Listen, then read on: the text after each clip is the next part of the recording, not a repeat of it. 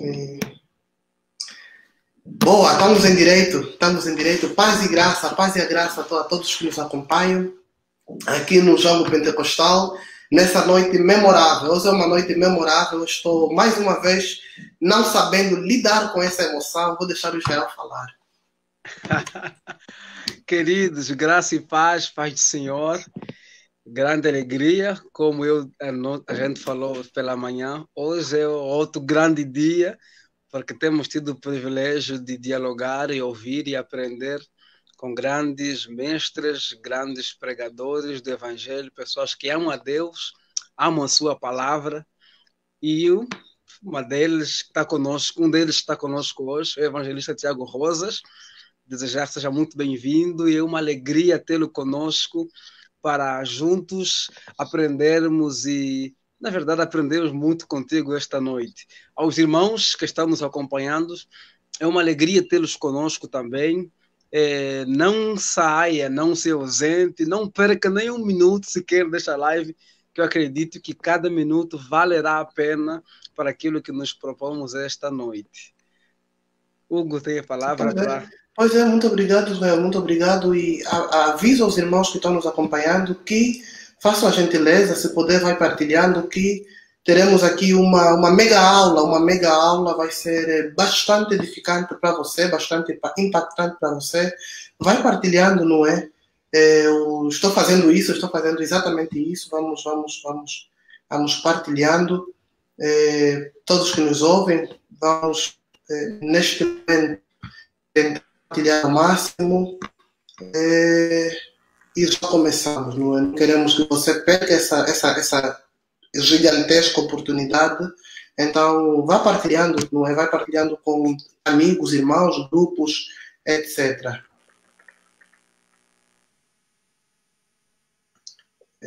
Estou fazendo exatamente isso agora. Eu talvez estou fazendo aqui, usando o telefone da esposa. Exato. Para poder partilhar. Eu vou mandar para o evangelista Tiago também agora o link. Este é o link. Na verdade, já acabei de compartilhar já. Perfeito, que maravilha, que maravilha. Está muito à frente do tempo. Está muito à frente do tempo. Já compartilhei. Está muito à frente de mim. Deixa eu partilhar aqui também. Se vai dar certo. Acho que eu vou no Hugo. Exato, pronto, eu já partilhei em alguns fóruns, então... Eu acho que eu sou o indivíduo dos grupos. Tem muito. É? enquanto você faz isso, eu vou saudar, não é? Ao nosso ilustríssimo convidado nessa noite, aí o evangelista, reverendo Tiago Rosas. Paz do Senhor. Nós lhe saudamos com a paz do Senhor. Amém, amém. É um privilégio enorme estar aqui contigo. É um privilégio enorme recebê-lo no Jogo Pentecostal nessa noite. E nós temos a plena certeza que será uma noite memorável.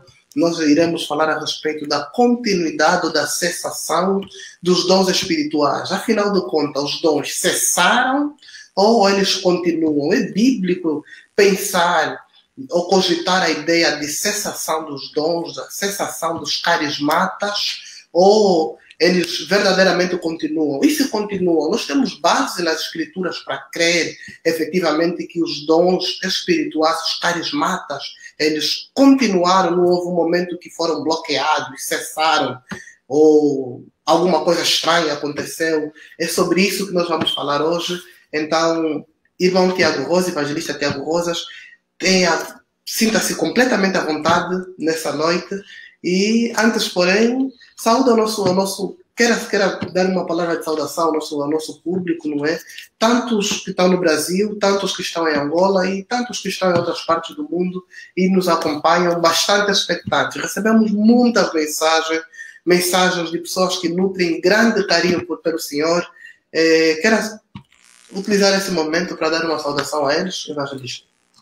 Sim, com certeza. A paz do Senhor Jesus a todos, irmãos e irmãs, especialmente o público jovem que nos acompanha, que se junta a nós agora nessa esse bate-papo virtual de todas as partes do mundo agora, os irmãos que se conectam pela internet, e que bênção que nós temos a internet para poder fazermos uma interação como essa ao vivo. A live é uma live internacional hoje, né? É o Israel que está em Portugal, é? Não, o Israel está aí, tá. Muito bem. Mas você aí diretamente de Angola, a gente aqui do Brasil. Então, que bênção podermos falar da palavra de Deus. É um assunto que é palpitante, falarmos sobre a palavra, sobre os dons do Espírito Santo, o ministério do Espírito Santo na igreja e no mundo hoje.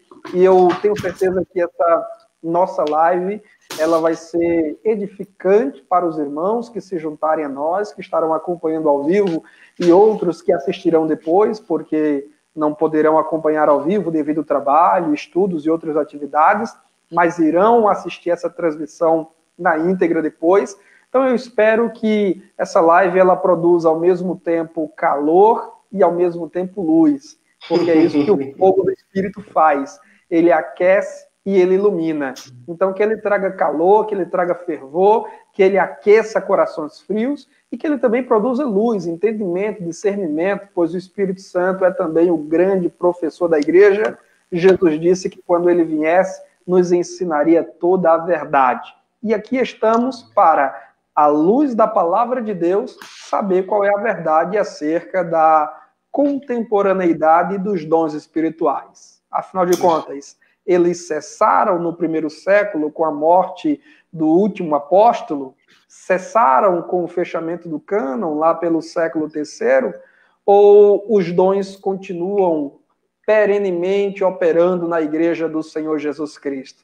Bem, nós somos pentecostais, temos uma resposta, mas queremos argumentar em favor dela à luz da palavra de Deus. Exato. Então, assim, uma pergunta de arremate, começando o evangelismo. Vamos começar com definições conceituais. Afinal de contas, o que é que significa os termos cessacionismo e o termo continuismo? O que é que significa e quais são as implicações desses dois conceitos? Muito bem, são palavras que derivam de dois verbos. O verbo cessar, daí vem cessacionismo, e o verbo continuar, daí vem continuismo.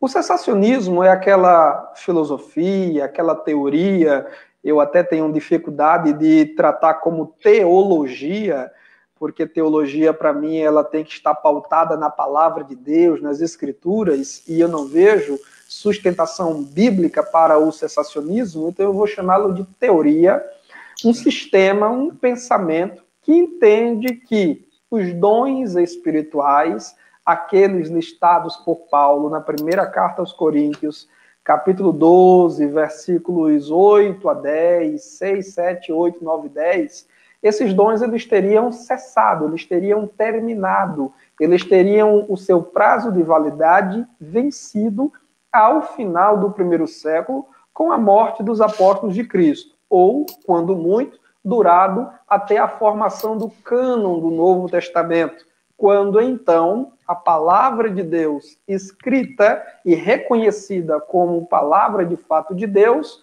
teria tomado totalmente o lugar dos dons espirituais, dispensando-os, inutilizando-os e fazendo-os caducarem na igreja do Senhor. Então, os cessacionistas que remetem no retrovisor da história até, pelo menos, Agostinho de Hipona, bispo africano, que viveu lá entre os séculos IV e V, que foi um dos grandes proponentes da teoria cessacionista, ela foi desenvolvida ou sistematizada com muito mais robustez recentemente, no século XIX, início do século XX, com um grande expoente calvinista de nome Benjamin Warfield, que defendeu a cessação dos dons espirituais. Esse foi um tópico de sua grande, volumosa obra, Milagres Falsificados, onde ele ali, tendo bebido muito no racionalismo alemão,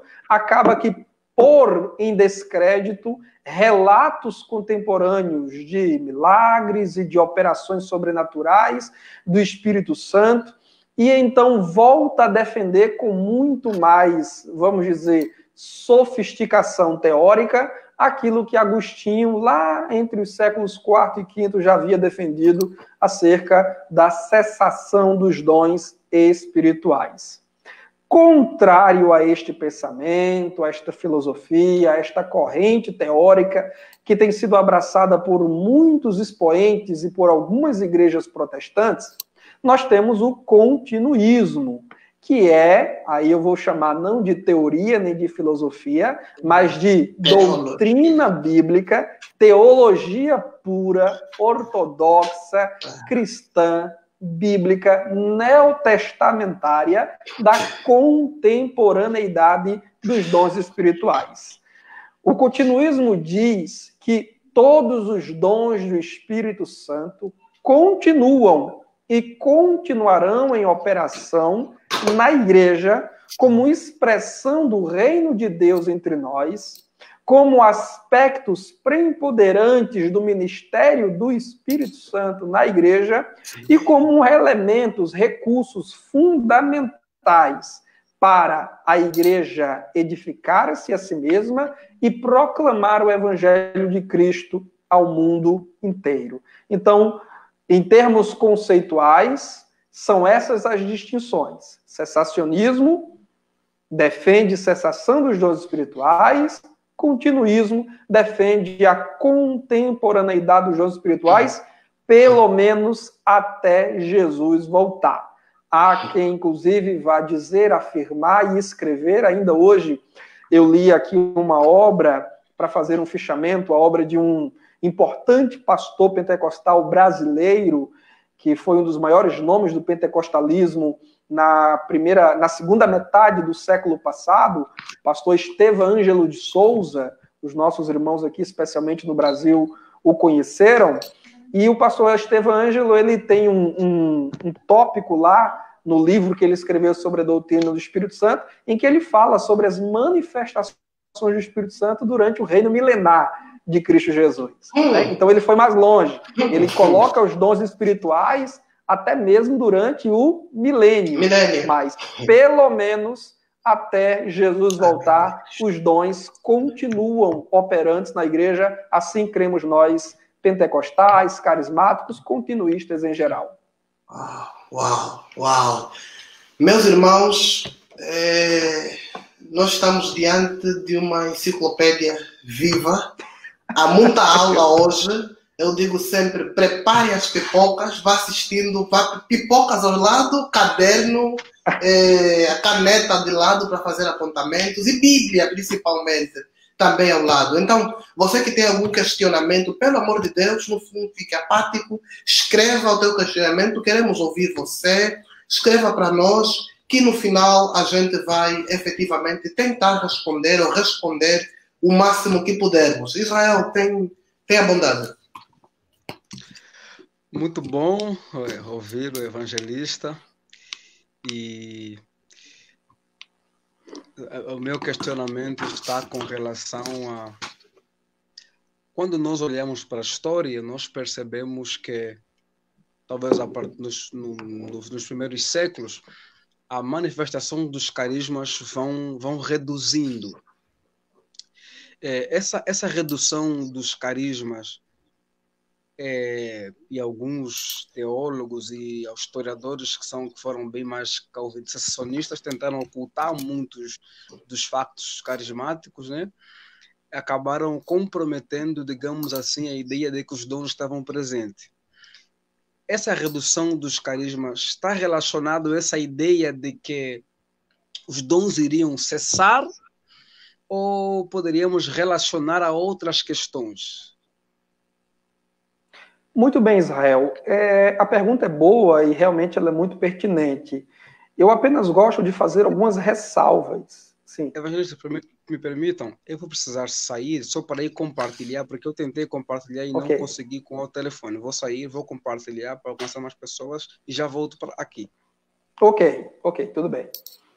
Muito bem. Então, como eu dizia, eu gosto de fazer algumas ressalvas quando falamos do registro, especialmente entre os primeiros pais da igreja, século II a século VI, quanto à aparente redução ou cessação dos dons espirituais. Primeira coisa que eu quero pontuar é que o mundo ele é muito grande. O mundo ele sempre foi muito grande, sempre foi muito habitado. O registro a que nós recorremos no retrovisor da história dos antigos patrísticos é um registro que não traz uma visão geral da Igreja do Senhor em todo o mundo. Até porque os patrísticos eles foram bons, foram homens de um gênio intelectual muito aguçado, mas eles não foram, nenhum deles, oniscientes ou onipresentes. Nenhum deles conheceram a realidade da igreja em sua totalidade e nenhum deles estiveram presentes em todos os cultos cristãos ou todas as casas de cristãos para poder certificarem à posteridade se, mesmo nos dias deles, estava acontecendo ou não manifestações espirituais. Essa é uma primeira ressalva que eu gosto de fazer. Porque hoje mesmo, por exemplo, hoje é comum você ouvir muitos crentes, e eu tenho repreendido muito essa queixa que com frequência eu ouço. Pessoas dizerem assim, hoje a gente não vê mais manifestação do Espírito Santo como antigamente. Essa é uma pergunta que está preparada, como um dos argumentos, não é? Nós listamos aqui os argumentos mais populares, e podemos começar por esse. Pode avançar, evangelista. É verdade. Não, hoje nós não vemos mais manifestação do Espírito. Hoje não ocorre mais como antigamente. Mas eu tenho repreendido isso e tenho dito o seguinte, quem mais precisa sabe o que o Espírito Santo está fazendo. O Espírito Santo, ele costuma trabalhar com mais profusão em ambientes de fé, em comunidades de fé, onde há um povo que necessita e que sabe que necessita e que busca a presença e o poder desse Espírito Santo. E eu tenho ouvido relatos maravilhosos, relatos que me causam uma grande alegria no espírito, que são relatos de pessoas que têm recebido visitações sobrenaturais, que têm tido experiências dramáticas com dons espirituais e que têm vivido milagres estupendos com Deus em nossos dias hoje, muitas vezes até perto de nós.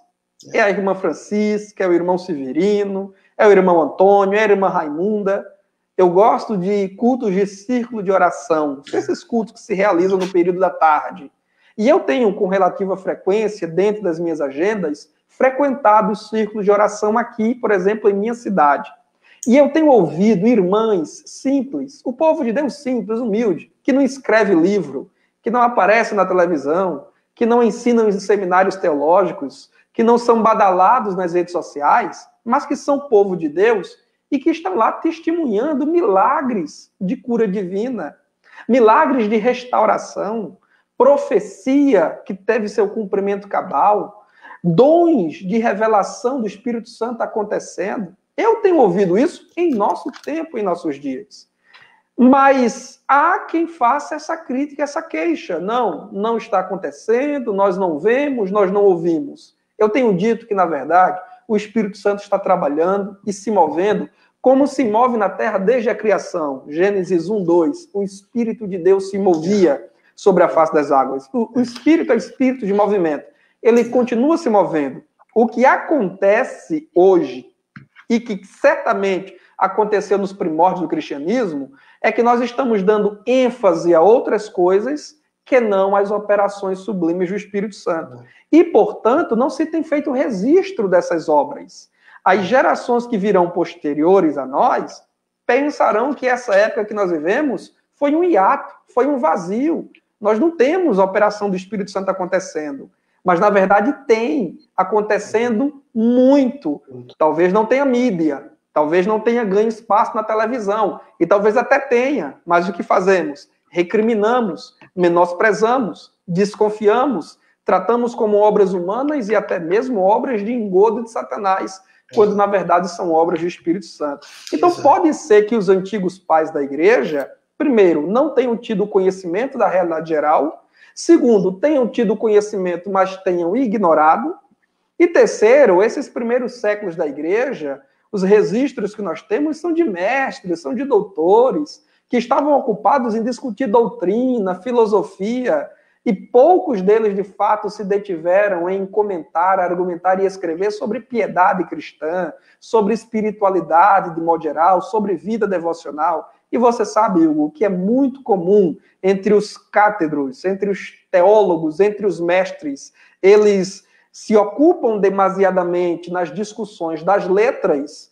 e se ocupam pouco em, de fato, exortar, encorajar e partilhar experiências de fé e de poder no Espírito Santo para quem lê, ouve e o toma como referência. Verdade. E, segundo, eu preciso dizer, só para fechar essa questão, que é perfeitamente possível, sim, Hugo, e o Israel que vai voltar daqui a pouco, é perfeitamente possível que essa geração posterior à geração dos primeiros cristãos, dos apóstolos de Cristo, tenha, em meio a uma mistura de paganismo grego e romano que foi introduzido no cristianismo, é possível que essa igreja que se institucionalizou, que virou uma igreja pujante, uma igreja mais preocupada com a autoridade política do que com a autoridade espiritual, é perfeitamente possível que essa igreja tenha ela mesma esfriado e afugentado o Espírito Santo de Deus. Quem faz, inclusive, esta crítica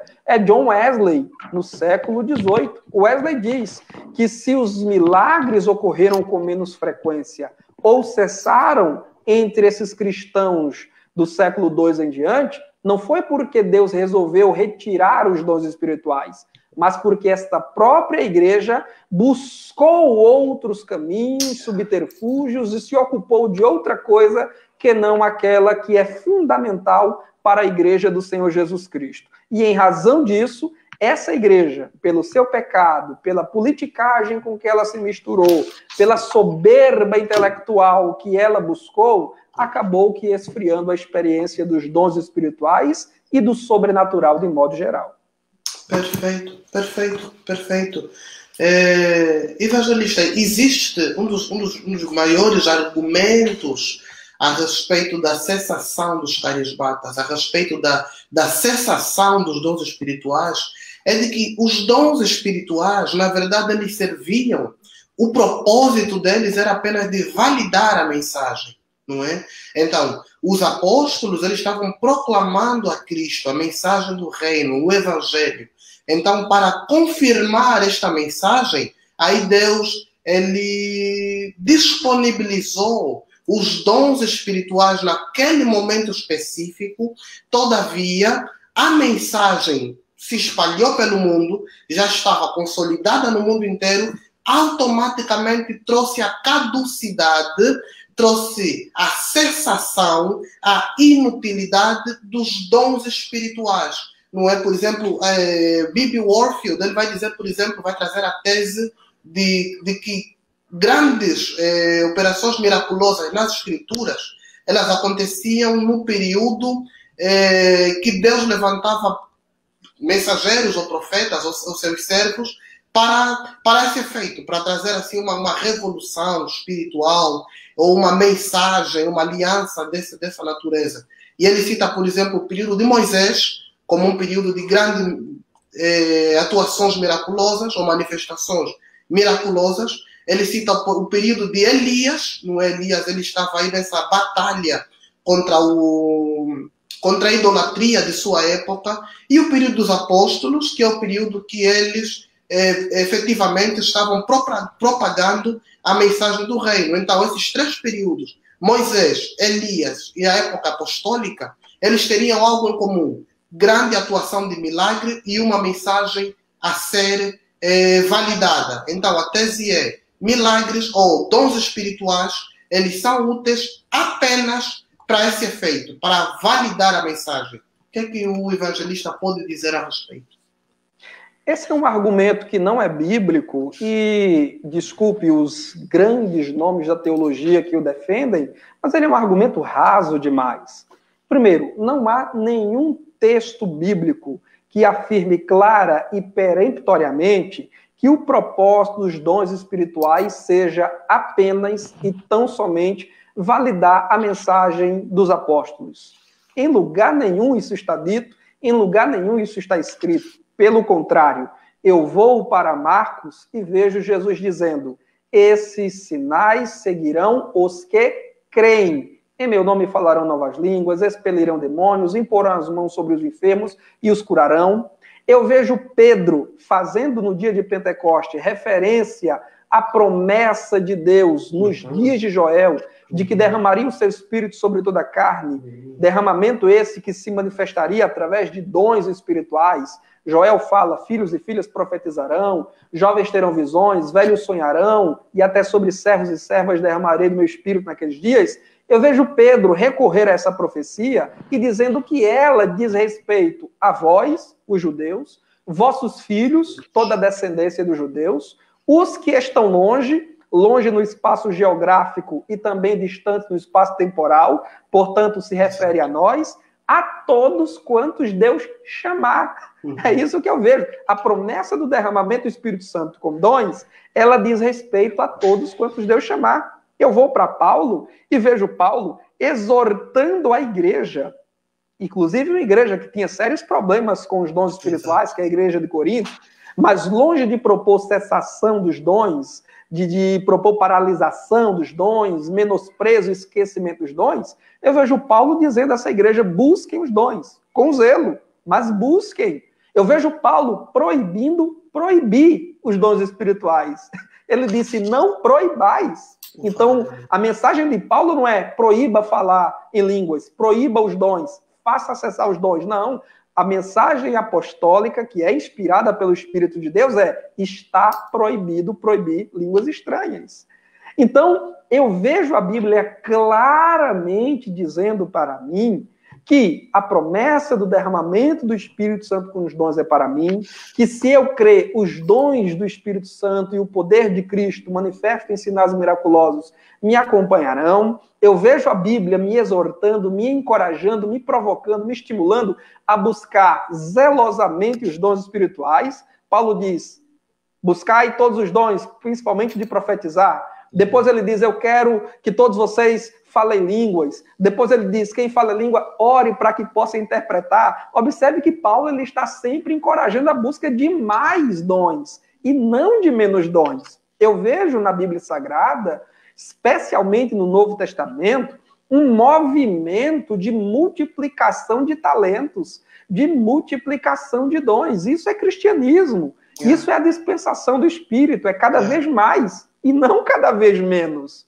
Então, esse argumento de que os sinais, ou os milagres, ou os dons foram exclusivamente para endossar a pregação apostólica, isso carece de um amparo bíblico, de um respaldo bíblico que não existe, a menos que em minhas 9 leituras da Bíblia Sagrada na íntegra, eu não tenha percebido esse versículo escondido que diga que os dons sejam exclusivamente para endossar a pregação apostólica. Eu vejo Jesus, inclusive, dizendo assim: se eu prego o evangelho, expulso demônios e curo enfermos, é porque é chegado a vós o reino de Deus. Sim. O que é que Jesus está nos dizendo ali? Jesus está dizendo que as operações miraculosas do Espírito Santo entre nós, porque Jesus ele também teve o seu ministério ungido e dirigido pelo Espírito Santo, isso está muito claro para nós.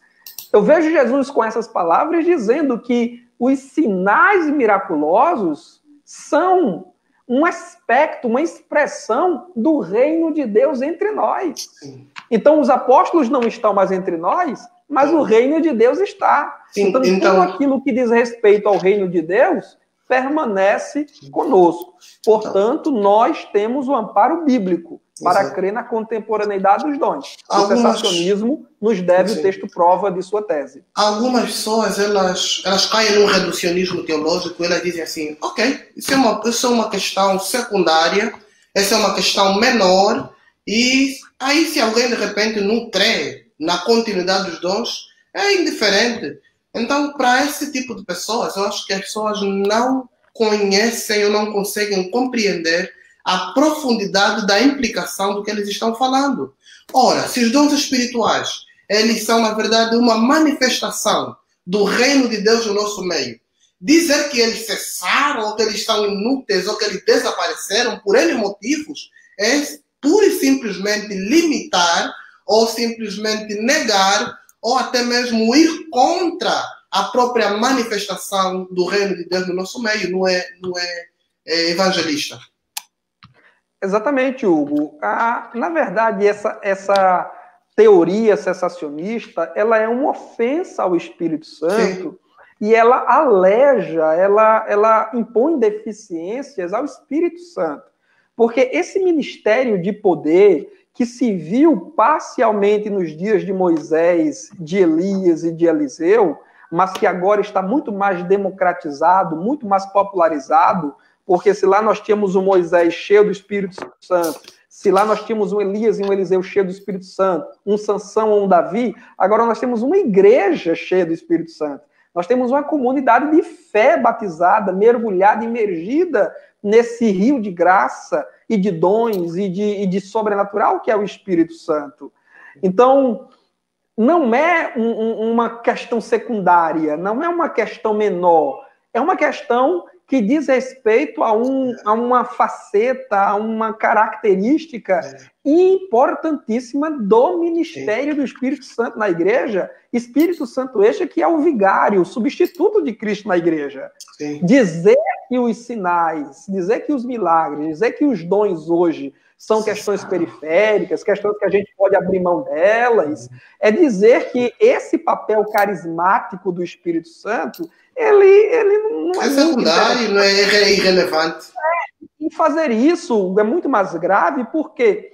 Porque para dizer que essa expressão do ministério do Espírito Santo ela é de menor importância, ou ela não importa em nada, você teria que jogar o livro de Atos dos Apóstolos fora, você teria que jogar a maior parte dos 4 evangelhos fora, porque Atos, você tem o quê? Você tem o Espírito Santo operando por meio da igreja. E nos evangelhos você tem o Espírito Santo operando por meio de Cristo.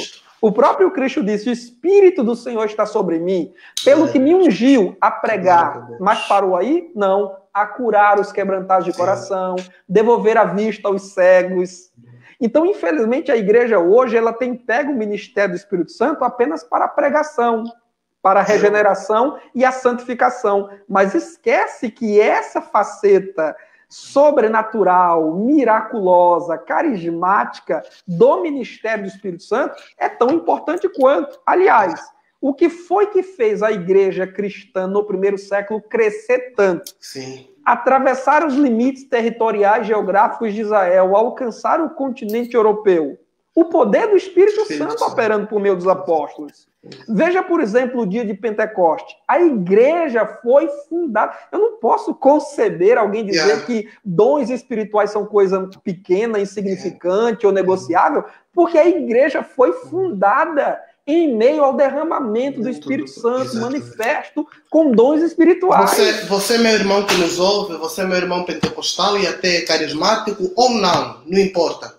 Não barateie, não reduza, não limite a discussão a respeito da continuidade dos dons espirituais a uma coisa pequena, a uma coisa insignificante, a uma coisa sem assim grande relevância. É um assunto extremamente importante. E o meu coração já está ardendo em chamas, então vou deixar o Israel falar, porque o meu lado pentecostal já começou a vir à tona. Israel, eu não vou estranhar algo se daqui a pouco você começar a falar em línguas aí. Força, Israel, força. Eu vou orar, eu vou para o quarto aí, vou orar. Meu Deus. Evangelista. Sim, Israel. O pentecostalismo ele surge ali em 1901, mas o cristianismo ele existe já mais ou menos há uns 2000 anos ou então mais. E uma pergunta que não se cala é: mas por que vocês ou então essas manifestações vão surgir agora? Nós poderíamos pensar na possibilidade de 2000 anos de cristianismo carismático. Será que os pentecostais, a sua ênfase nos dons, tem fundamentação histórica? Historicamente, nós podemos reafirmar que os dons continuam? ou temos que ser restauracionistas em pensar que aconteceu em Atos 12 e só passou a acontecer de novo aqui em 1990, em 1901? O que é que o evangelista fala para nós a respeito disso? Muito bem, os dons espirituais, eles têm respaldo histórico, sim. Inclusive, eu estou aqui bem à minha frente com o livro, vocês devem ter aí na biblioteca de vocês, e nossos leitores também mais aplicados à leitura de boa literatura pentecostal e carismática deve ter, que é o livro do Ed A., que fala sobre 2.000 anos de cristianismo carismático. Olha aí, o Hugo aí, ó, publicado pela editora Carisma, né? 2.000 anos de cristianismo carismático. E aqui, o que é que o autor vai fazer nesta obra, que é uma obra de grande relevância para nós? Ele vai mostrar que o Espírito Santo sempre esteve em operação, como eu disse, o espírito de movimento, lá de Gênesis 1:2, ele continua se movimentando, soprando como um vento, para usar a expressão, analogia, o símbolo que o próprio Jesus utiliza para o Espírito Santo, soprando nos 4 cantos da terra. Então nós vemos ali a ocorrência dos dons espirituais entre os patrísticos, entre os pré-reformadores, entre os reformadores. De quando em quando eu vejo a turma dizer que Lutero era cessacionista. Olha, que Lutero fez algumas declarações que parecem, que soam como cessacionismo, de fato ele fez. Mas a gente precisa também ler ali o contexto histórico. Lutero estava lidando com alguns grupos sectários, com falsas experiências de milagres vendidas pelo catolicismo romano e outros grupos mais fanáticos de sua época. Então, era natural que ele, em algum momento, fizesse alguma declaração mais enérgica contra esse fanatismo e contra essa falsa experiência de milagres que existia em seu tempo, como existem hoje. De quando em quando, nós tecemos nossas críticas aos vendilhões do templo, aos vendedores de cura, aos curandeiros que existem muitos pelo Brasil, como eu sei que existe aí no continente africano, pelo mundo afora. Então, nós fazemos nossa crítica, mas isso não quer dizer que, ao criticar o erro, nós estamos negando as coisas certas. Por exemplo, o próprio Lutero disse, e isso está registrado em suas obras, inclusive na língua alemã, o próprio Lutero disse que John Hus, da região da Boêmia, 100 anos antes dele, havia profetizado, quando John Hus foi levado para ser queimado na fogueira da Inquisição do catolicismo romano, John Hus, por volta de 1315, 1316, ele disse assim, enquanto caminhava rumo à fogueira: hoje assarão um ganso, que é o significado, inclusive, do nome Hus na língua boêmia. Mas em 100 anos, Deus levantará um cisne a que não poderão queimar. 100 anos depois, exatamente 100 anos depois, quem é que aparece no cenário na Europa? Lutero, afixando as suas 95 teses na catedral da Igreja Católica em Wittenberg. E o próprio Lutero, ele vai dizer, John Hus profetizou. Inclusive, eu vi uma outra obra aí de um autor dizendo assim, John Hus disse de mim. Não, não é disse. Pode consultar como eu já consultei. No texto alemão, Lutero disse profetizou. É o verbo profetizar que ele usa. John Hus profetizou de mim. E ajude-me Deus a levar a cabo essa obra. Então, o próprio Lutero admitia que John Hus fez uma profecia, e profecia preditiva. E o próprio Lutero tinha o dom da fé, o dom espiritual, que não é a fé comum para a salvação. Era o dom da fé, o dom espiritual da fé, para poder crer que ele era o cumprimento dessa profecia de John Hus e para poder, de fato, assumir essa empreitada de romper com o catolicismo romano, todo o império e fúria que o catolicismo romano representava no final da Idade Medieval. O braço direito de Lutero na Reforma Protestante, que não foi Calvino, tá? Tem muita gente que pensa que Calvino foi o braço direito de Lutero, o sucessor de Lutero. Não foi. Calvino tinha 8 anos de idade quando Lutero afixou as suas teses na Catedral de Wittenberg. O braço direito de Lutero, que foi o Philippe Melanchthon, ele cria em profecia preditiva. Quem leu, por exemplo, o livro da Concórdia, que é um documento luterano, o próprio Philippe Melanchthon fala, inclusive, de profecias acerca da Reforma Protestante que ocorreram 30 anos antes e até mesmo de um sonho que um político, eleitor da Saxônia, teve acerca da Reforma Protestante um dia antes de Lutero afixar as 95 teses na Catedral de Wittenberg. Então, Quando você ouve um teólogo, historiador, um intérprete dizer que Lutero, os reformadores eram todos cessacionistas, você desconfie disso e peça a ele prova disso e confronte esse autor, historiador, teólogo com essas informações que são facilmente encontradas em fontes primárias. Então, na verdade, os dons espirituais... Só da ala magisterial, né? O cultivismo, ele tem respaldo histórico. Agora, Israel, só para ser um pouco mais específico na questão de os pentecostais são restauracionistas, os pentecostais estão tardiamente levantando a proposta de uma teologia, de uma doutrina, que é doutrina dos dons, do batismo distinto da regeneração, com evidência das línguas. Bem, eu quero dizer que, historicamente, toda doutrina, ela se desenvolve no desdobramento da história. A doutrina da Trindade, que é bíblica, ela não foi devidamente estabelecida como doutrina ortodoxa na igreja cristã, senão por volta do 3º, 4º século. Nos primeiros séculos do cristianismo, a gente vê a igreja discutindo se Jesus de fato é Deus, se Jesus de fato veio em carne, e a gente sabe que tudo isso está na Bíblia. Mas no desenrolar da história, a igreja ela perdeu o fio da meada. A igreja perdeu a conexão com a tradição apostólica. E ela precisou fazer um resgate de muita coisa. Quem escreve, inclusive, sobre a história das doutrinas cristãs, qualquer teólogo responsável, sensato e fiel à história, ele vai falar isso. Por exemplo, tem aqui uma obra do Louis Berkhoff, que é um teólogo reformado, onde ele vai falar sobre a história das doutrinas cristãs, e ele vai argumentar isso. Por exemplo, o calvinista ele não tem nenhum direito de nos criticar pelo fato de a sistematização do pentecostalismo remontar ao início do século passado, porque o calvinismo ele também não tem todo o amparo na história da igreja, não.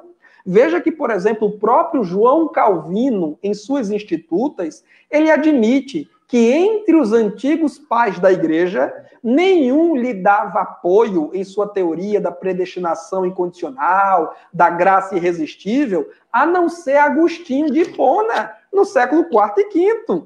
O próprio Calvino admite que os pais anteriores a Agostinho não lhe davam apoio, não lhe davam respaldo. Inclusive, tem até um teólogo alemão, se não me engano, do século XIX, eu acho que é Gustav Huygens, o nome dele, onde ele vai dizer que se Pelágio, aquele monge bretão que negava o pecado original, que negava a necessidade da graça preveniente, e aí o Gustav Huygens vai dizer, se o Pelágio foi um herege por defender essas coisas, muito mais herege foi Agostinho de Hipona, por ter introduzido na doutrina cristã a teoria da graça irresistível e da predestinação incondicional, teorias essas que não podem ser rastreadas antes dele. Então é assim, na história da igreja as doutrinas vão se desenvolvendo, ou certo ou errado, elas vão se desenvolvendo. A grande questão, Israel, é, essa doutrina está bem fundamentada na palavra? Porque, afinal de contas, todo protestante que se preza defende o sola escritura. Ainda na questão da historicidade dos dons espirituais, já que o evangelista citou aí o Ed Hyatt, tem pilha. Hyatt faz um trabalho excepcional. E tem pilhas e pilhas de documentações, sem citar, por exemplo, o Craig Keener, que tem 2 volumes enormes de um livro só de milagres, desde o 1º século até mais ou menos a época que ele escreveu, que não me engano, 2018. Irineu de Lyon, no 2º século, dizia o seguinte, na sua obra Contra as Heresias, diz assim, pois, verdadeiramente e seguramente, alguns expulsam demônios, tanto que aqueles que foram purificados desses espíritos maléficos passam a crer em Cristo e se unem à igreja. Outros têm visões do que acontecerá no futuro. Eles as veem e proferem expressões proféticas.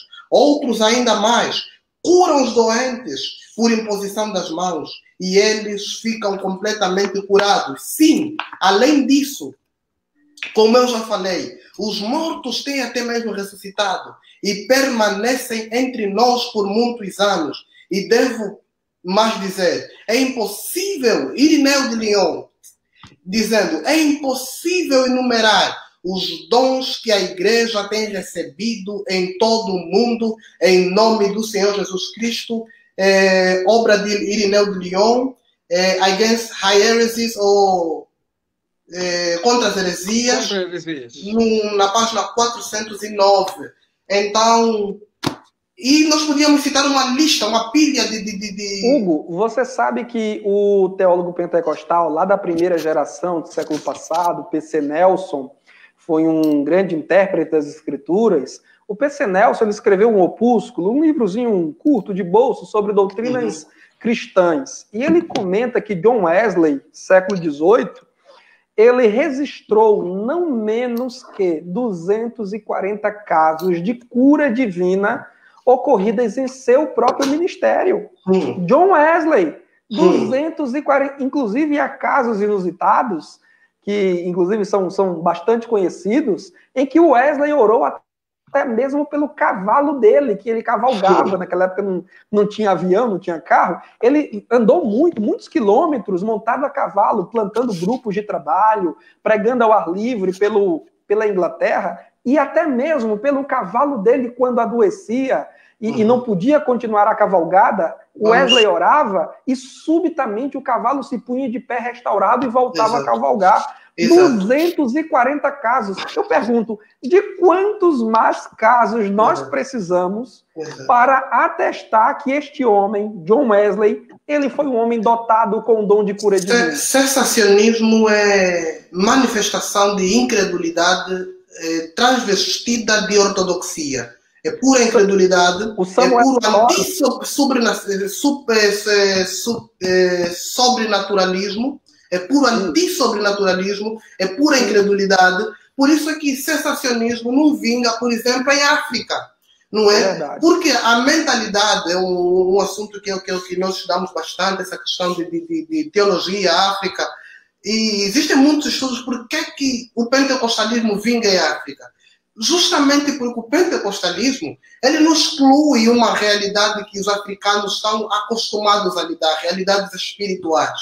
O pentecostalismo, a proposta pentecostal, ela não é avessa à realidade espiritual, ela não é ultra-racional a ponto de negar manifestações sobrenaturais a olhos nus. Então, eu não tenho apenas dificuldade com cessacionismo, mas eu acho que é pura incredulidade, antissobrenaturalismo transvestido de ortodoxia, propagado por gurus, propagado por pessoas muitas vezes bem intencionadas, muitas vezes pessoas que falham, mas principalmente por gurus que se apresentam aí como grandes mestres.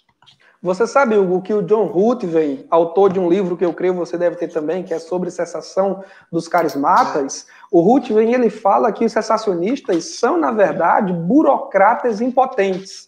Olha aí o Israel ostentando aí. Eu tenho em inglês, mas eu quero esse da carisma. Muito bem. O Ruthven, ele fala nesses termos. O cessacionista, ele é um burocrata impotente. Porque ele não tem o poder, porque ele não tem a força de fazer, então ele prefere ficar só discutindo a teoria da coisa e lutando contra aqueles que receberam o poder. O evangelho é um evangelho de poder. Eu vejo isso em Cristo, eu vejo isso nos apóstolos, eu vejo isso nos evangelistas da igreja primitiva, eu vejo isso nos diáconos, Estevão, Filipe, homens que tinham autoridade na palavra, mas homens que também realizavam sinais e maravilhas pelo poder do Espírito Santo neles. Samuel Storms, que foi outrora um cessacionista ferrenho, ele mesmo afirma, e ele é um teólogo carismático, reformado, o Samuel Storms, ele afirma que ele abandonou o cessacionismo porque na solidão do seu gabinete ele concluiu que essa teoria não se sustenta na palavra de Deus. E hoje ele é um defensor da contemporaneidade dos dons, inclusive ele tem um livro muito bom, agora publicado pela editora Vida Nova em língua portuguesa aqui no Brasil, que é o livro Dons Espirituais, onde ele defende apaixonadamente. Ele não é só um teórico da contemporaneidade dos dons, ele é um profeta, eu posso dizer assim, porque ele escreve encorajando, estimulando o leitor a viver a experiência dos dons espirituais. Exato. E ele diz que o cessacionismo, na verdade, é um deísmo disfarçado no meio cristão. O que é o deísmo com D de dado? Deísmo é aquela teoria que diz, bem, Deus existe, não podemos negar, mas ele está muito longe, ele está muito distante, é um Deus que não interfere, é um Deus que não intervém, é um Deus transcendente, mas não imanente.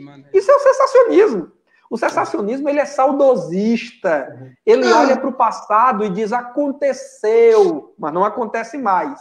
Você sabe, Hugo e Israel, eu tenho um livro aqui de um autor reformado, eu vou dizer o nome dele, porque esse pessoal vive falando mal dos pentecostais, e eu acho que não é antiético eu citá-los e dar nomes aos bois, desde que eu fale a verdade sobre eles. Certo, eles vão falar a verdade sobre nós, mas o Israel gosta. Israel, o que é isso? É a unção do riso aí na sua vida?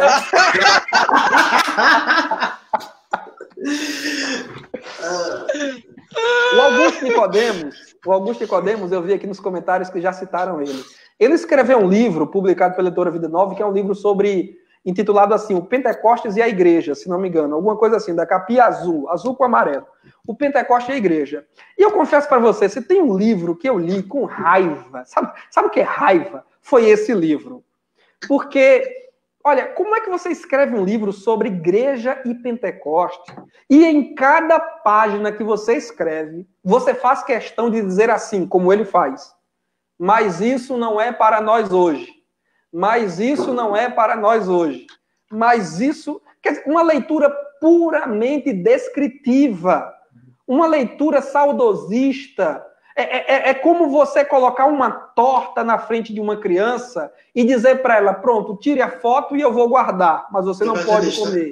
Evangelista, é como você levar um prato de sopa para um faminto desgraçado na rua e tirar uma selfie ao lado dele segurando esse prato de sopa, esse hambúrguer gostoso, e entregar a foto para ele, mas não entregar o hambúrguer, não entregar a sopa.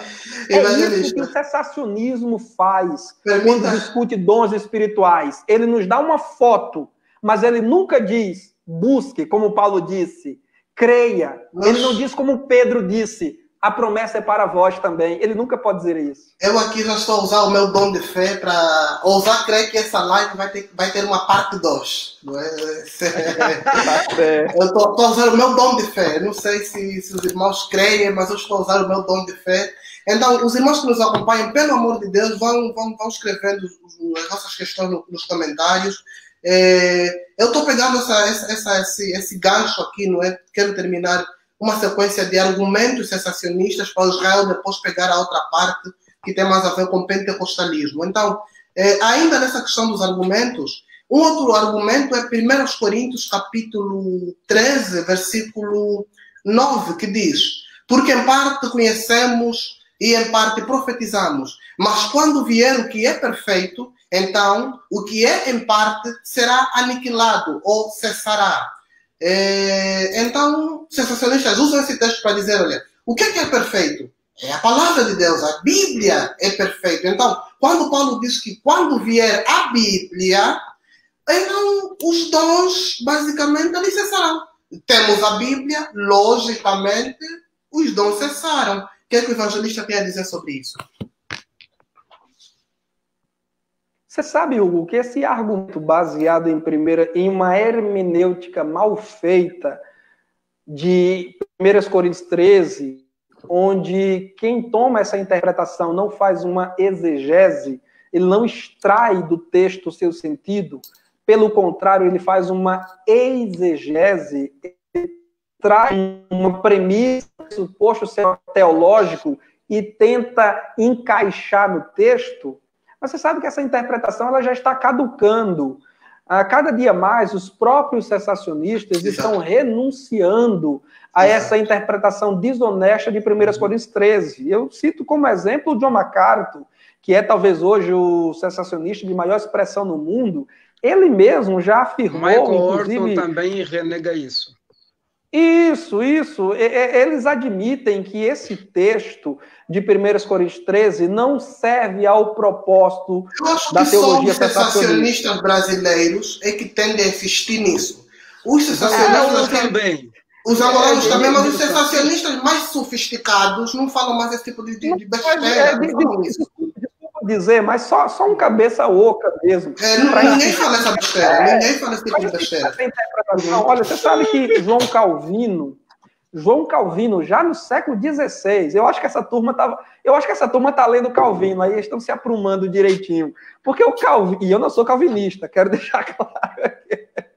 Mas o João Calvino ele já dizia no século XVI, comentando esse texto de 1 Coríntios 13. Quem tem aí um comentário de qualquer editora de Calvino, da primeira carta aos Coríntios, vai ler isso. João Calvino ele diz que é tolice. Ele diz que é tolice supor que esse texto de Paulo faz referência ao intervalo que nós estamos vivendo entre a época dos apóstolos e a vinda de Cristo. O próprio João Calvino ele diz isso, que é tolice pensar que esse texto se aplica a esse intervalo antes da vinda de Cristo que nós estamos vivendo hoje. Observe que nesse mesmo texto, o apóstolo Paulo ele diz o quê? Em parte conhecemos e em parte profetizamos. Mas quando vier o que é perfeito, então o que é em parte será aniquilado. Aí mais embaixo, no versículo 12, ele diz, porque agora vemos por um espelho em enigma, mas então veremos face a face. Eu pergunto, nós já vemos ao Senhor face a face? Olha o que é que Paulo diz, agora conheço em parte, mas então conhecerei como também sou conhecido. O que Paulo está dizendo aqui, em outras palavras, é o que João disse na sua primeira carta, capítulo 3. Filhinhos, ainda não é manifesto o que haveremos de ser, mas quando ele se manifestar, nós o veremos e seremos semelhantes a ele. É o que Paulo está dizendo em outros termos. Ou seja, ambos os apóstolos estão falando do encontro da igreja com Cristo. Quando todos os enigmas, dúvidas, quando as sombras serão removidas, tipos e figuras serão plenamente cumpridos, e a ignorância dará lugar ao conhecimento pleno e perfeito de Cristo. Ninguém hoje pode dizer, mesmo com os 66 livros da Bíblia, com o texto canônico em mãos, que já conhece a Deus como de Deus é conhecido. Ninguém pode dizer hoje que já não está mais vivendo em parte, nem mais conhece a Deus por enigmas, como que olhando por um espelho embaçado, mas conhece pleno e totalmente a Deus. Ninguém, nem mesmo o maior dos teólogos, o mais celebrado dos mestres em exegese e hermenêutica bíblia, pode ter arrogância de dizer que já conhece a Deus como de Deus é conhecido. Evangelista, eu entrei em choque a primeira vez que eu ouvi esse argumento, porque não precisa ser um teólogo para perceber que Paulo está dizendo, irmãos, a esperança, a fé e o amor são os dons excelentes. Quando Jesus voltar, vamos viver com ele num reino de pleno amor. E, portanto, não vamos precisar de língua, não vamos precisar de profecia, não vamos precisar de interpretação de língua, porque estamos face a face com ele. Mas, enquanto isso não aconteceu, essas coisas são necessárias. Eu penso que isso é muito óbvio e eu não quero gastar... É claro e evidente. Eu não quero gastar tempo, honestamente, eu não quero gastar tempo com essa interpretação. Somente o interesse mesquinho de querer sustentar uma teologia com arrogância contra uma leitura honesta da Bíblia Sagrada e contra os fatos que depõem contra os argumentos, pode levar alguém a sustentar essa teoria fajuta de que Paulo estaria nesse texto endossando a cessação dos dons na presente época. Exato. Deixa eu avançar um bocadinho, porque o Israel está com a garganta cheia aí para falar e o nosso tempo já vai avançando. Meu irmão, você que nos acompanha, pode fazer o teu questionamento. Eu tenho mais 2 questionamentos e vou deixar o Israel também fazer os questionamentos dele que a gente preparou e dividiu aí. O outro argumento, evangelista, é de que ao lermos as Escrituras, parece que os dons vão diminuindo. Por exemplo, Paulo vai dizer que deixou seu amigo doente já no final da sua carreira. Parece que ele já não tinha mais aquela aura, aquela coisa que eles acompanhavam. Pedro andava, a sombra dele curava pessoas, Paulo curava todo mundo. Parece que já não existe isso. Então, a conclusão, o que levaria Paulo a dizer que deixou o irmão, o amigo doente, era mais fácil Paulo curá-lo, já que ele tinha o dom de cura. Por que Paulo diz que deixou ele doente? Senão, que os dons já estavam basicamente se exaurindo, já estavam terminando, já estavam cessando.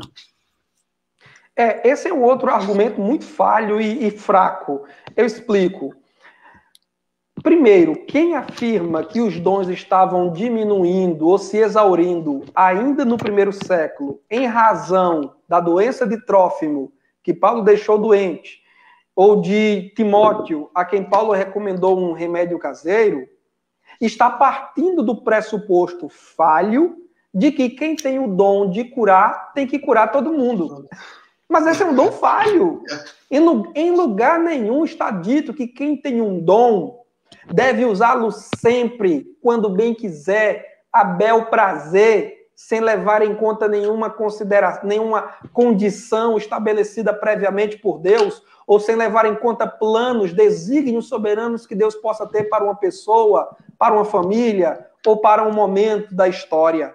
Quem afirma que Paulo já estava sentindo um arrefecer dos dons espirituais, tomando esses dois casos como referência, tem esse pressuposto errado. Na verdade, olha como é fraco esse argumento. Se eu admito que quem tem o dom de curar, e essa é uma queixa que os cessacionistas, os críticos, os zombeteiros sempre nos fazem, especialmente nesse período de pandemia de coronavírus. Sim. Quem ainda não ouviu um queixoso dizer assim, cadê o povo pentecostal? Cadê aquele povo que dizia que tem o dom de curar? Por que não vai nos hospitais? Por que não sai por aí curando todo mundo? Isso é uma interpretação tosca, falha, que não leva em conta a soberania divina. O que é inusitado é que eles falam tanto de soberania, e chega nessa hora eles esquecem a soberania. Porque soberania para eles significa Deus ter o poder de levar as pessoas a praticarem o mal. Quando se trata de levar as pessoas a praticarem o bem, a exercerem os seus dons, não é? Aí já não é soberania. Soberania é Deus ordenar a pessoa para estuprar. Soberania é Deus pré-ordenar a pessoa para ser assassino. Isso é soberania. Ou como disse o teólogo Augusto Nicodemos, é para Deus predeterminar os nossos pecados, mas deixar a gente responsável de alguma forma por eles. Desculpe a provocação. Mas voltando, só para complementar a resposta, para ela ficar mais firme e elucidativa para os nossos irmãos, o dom espiritual, ele opera, isso está claro em 1 Coríntios 12, segundo a vontade do doador, e não do portador do dom. Paulo deixa muito claro que o Espírito Santo reparte a cada um como quer, para o que for útil. Então, a operação do dom pende do querer do Espírito e não do querer do portador do dom. Se o fato de Paulo não ter feito milagres em favor de Timóteo, de Trófimo ou de outros, significa necessariamente que os dons já estavam arrefecendo e que os milagres já estavam se exaurindo, então, na verdade, os apóstolos já iniciaram carreira debaixo do cessacionismo. Porque observem o próprio ministério de Cristo. Cristo não curou todo mundo. Cristo não fez milagres para todo mundo, não. Cristo não saiu. Embora os textos, muitas vezes os evangelhos digam que ele curou a todos, mas esse curou a todos é naquele ambiente que ele estava, a todos que ali presentes vinham a ele com fé buscando o seu milagre. Mas observe, por exemplo, que o próprio evangelho registra que Jesus não pôde operar muitos sinais em Nazaré, que foi a cidade onde ele cresceu, porque o povo lá não cria nele e o rejeitou. Então, muita gente lá ficou sem a sua cura, mortos foram sepultados. Olha, o próprio Jesus, Hugo Israel, Jesus ressuscitou Lázaro, que era seu amigo. Mas quando ele tomou conhecimento que João Batista tinha morrido, Jesus foi lá emendar a cabeça no pescoço de João? Jesus foi lá ressuscitar João? Não. João morreu, morto permaneceu. Isso quer dizer que Jesus não tinha poder para ressuscitar morto? Que o poder para a ressurreição já estava arrefecendo em Cristo? Já estava se exaurindo de Cristo? Me desculpe, mas qual é o tolo que vai concluir isso a partir desses casos específicos? Observe, Hugo, que o próprio Jesus, já que gostam de citar Moisés e Elias e Eliseu como paradigmas, então vamos lá. O próprio Jesus disse assim: Elias não foi enviado às viúvas da casa de Israel. E Jesus disse, tinha muitas viúvas existiam em Israel nos tempos de Elias, mas a nenhuma delas ele foi enviado, senão a estrangeira em Sarepta. Eu fico abismado como é que essa gente ainda ostenta títulos de PhD, quando na verdade o compromisso, claramente o seu compromisso é com viés, não é, com uma tradição, e não necessariamente com o que a Escritura tem a dizer. Mas agora, para finalizar essa parte, pois Israel também tem algumas questões, o último argumento é a questão do sola Escritura. Não é? Nós temos na Reforma Protestante, nós pentecostais como herdeiros da Reforma Protestante, eles vão dizer que nós não obedecemos ou nós negligenciamos o princípio do sola Escritura, de que as Escrituras são o nosso princípio, a nossa regra de fé e prática, a única autoridade suprema da Igreja é pautada nas Escrituras. Eles vão dizer que, ora, se temos as Escrituras, qual é a necessidade de dom? Eu não preciso de dom, não preciso que o Senhor manifeste os seus dons. Eu preciso de Bíblia, eu preciso de estudo bíblico. Por exemplo, Nicodemos, mais uma vez aqui citar o nome dele, Nicodemos vai dizer que, olha, o verdadeiro, essa questão de expulsar demônios, a verdadeira forma de expulsar demônio é com o estudo bíblico, não é? O que o evangelista tem a dizer? Bem, ele então vai ter que me mostrar um caso só no Novo Testamento de Cristo aos apóstolos doutrinando demônios. Só isso. Me apresente um caso de um possesso por espíritos malignos que foi levado à escola dominical, ao culto de instrução e ensino. Sim, eu não nego, e o próprio querido, saudoso pastor Antônio Gilberto, que foi um dos maiores nomes da teologia pentecostal no Brasil, ele dizia, com muita sabedoria, que ele era peculiar, que existem demônios cuja ocupação não é semear prostituição, não é semear vícios e outras desordens morais, mas é semear engano na igreja do Senhor Jesus Cristo. Eles vêm travestidos de exegetas, travestidos de hermeneutas, para confundir a cabeça dos incautos, semear heresias e distorções do texto sagrado. Neste caso, esta atuação demoníaca por meio da heresia deve ser combatido por meio da doutrina correta. Mas eu creio que o teólogo cessacionista que você acabou de citar não teve a nobreza de fazer essa distinção. Exato. O argumento que você coloca para nós, eu só queria que você repetisse, só porque me escapou. Só a Escritura, não é? Sim, só a Escritura. Okay. Se nós temos a Bíblia. O continuismo ofende a só a Escritura? O argumento de que o compromisso com este ponto tão crucial, tão nevrálgico da reforma protestante, que é o compromisso com as Escrituras, invalidaria a crença na contemporaneidade dos dons, a exemplo dos argumentos anteriores que nós já refutamos, deficiente. E eu explico. Não há nenhuma necessidade ou obrigação de rejeitarmos o sobrenatural, a crença nos milagres e na contemporaneidade dos dons, por aceitarmos a autoridade suprema das Escrituras Sagradas. Sim. Nós, pentecostais, também somos herdeiros legítimos da reforma protestante e nós também comungamos com este somente a Escritura. Quando os reformadores colocaram isso no século XVI, eles colocaram isso não tanto para refutar a crença na contemporaneidade dos dons. Eles colocaram isso para refutar a autoridade papal do catolicismo romano e a autoridade da tradição cristã ao lado ou até mesmo acima das Escrituras. Porque qualquer estudioso aqui sabe que o catolicismo romano coloca tradição acima das Escrituras.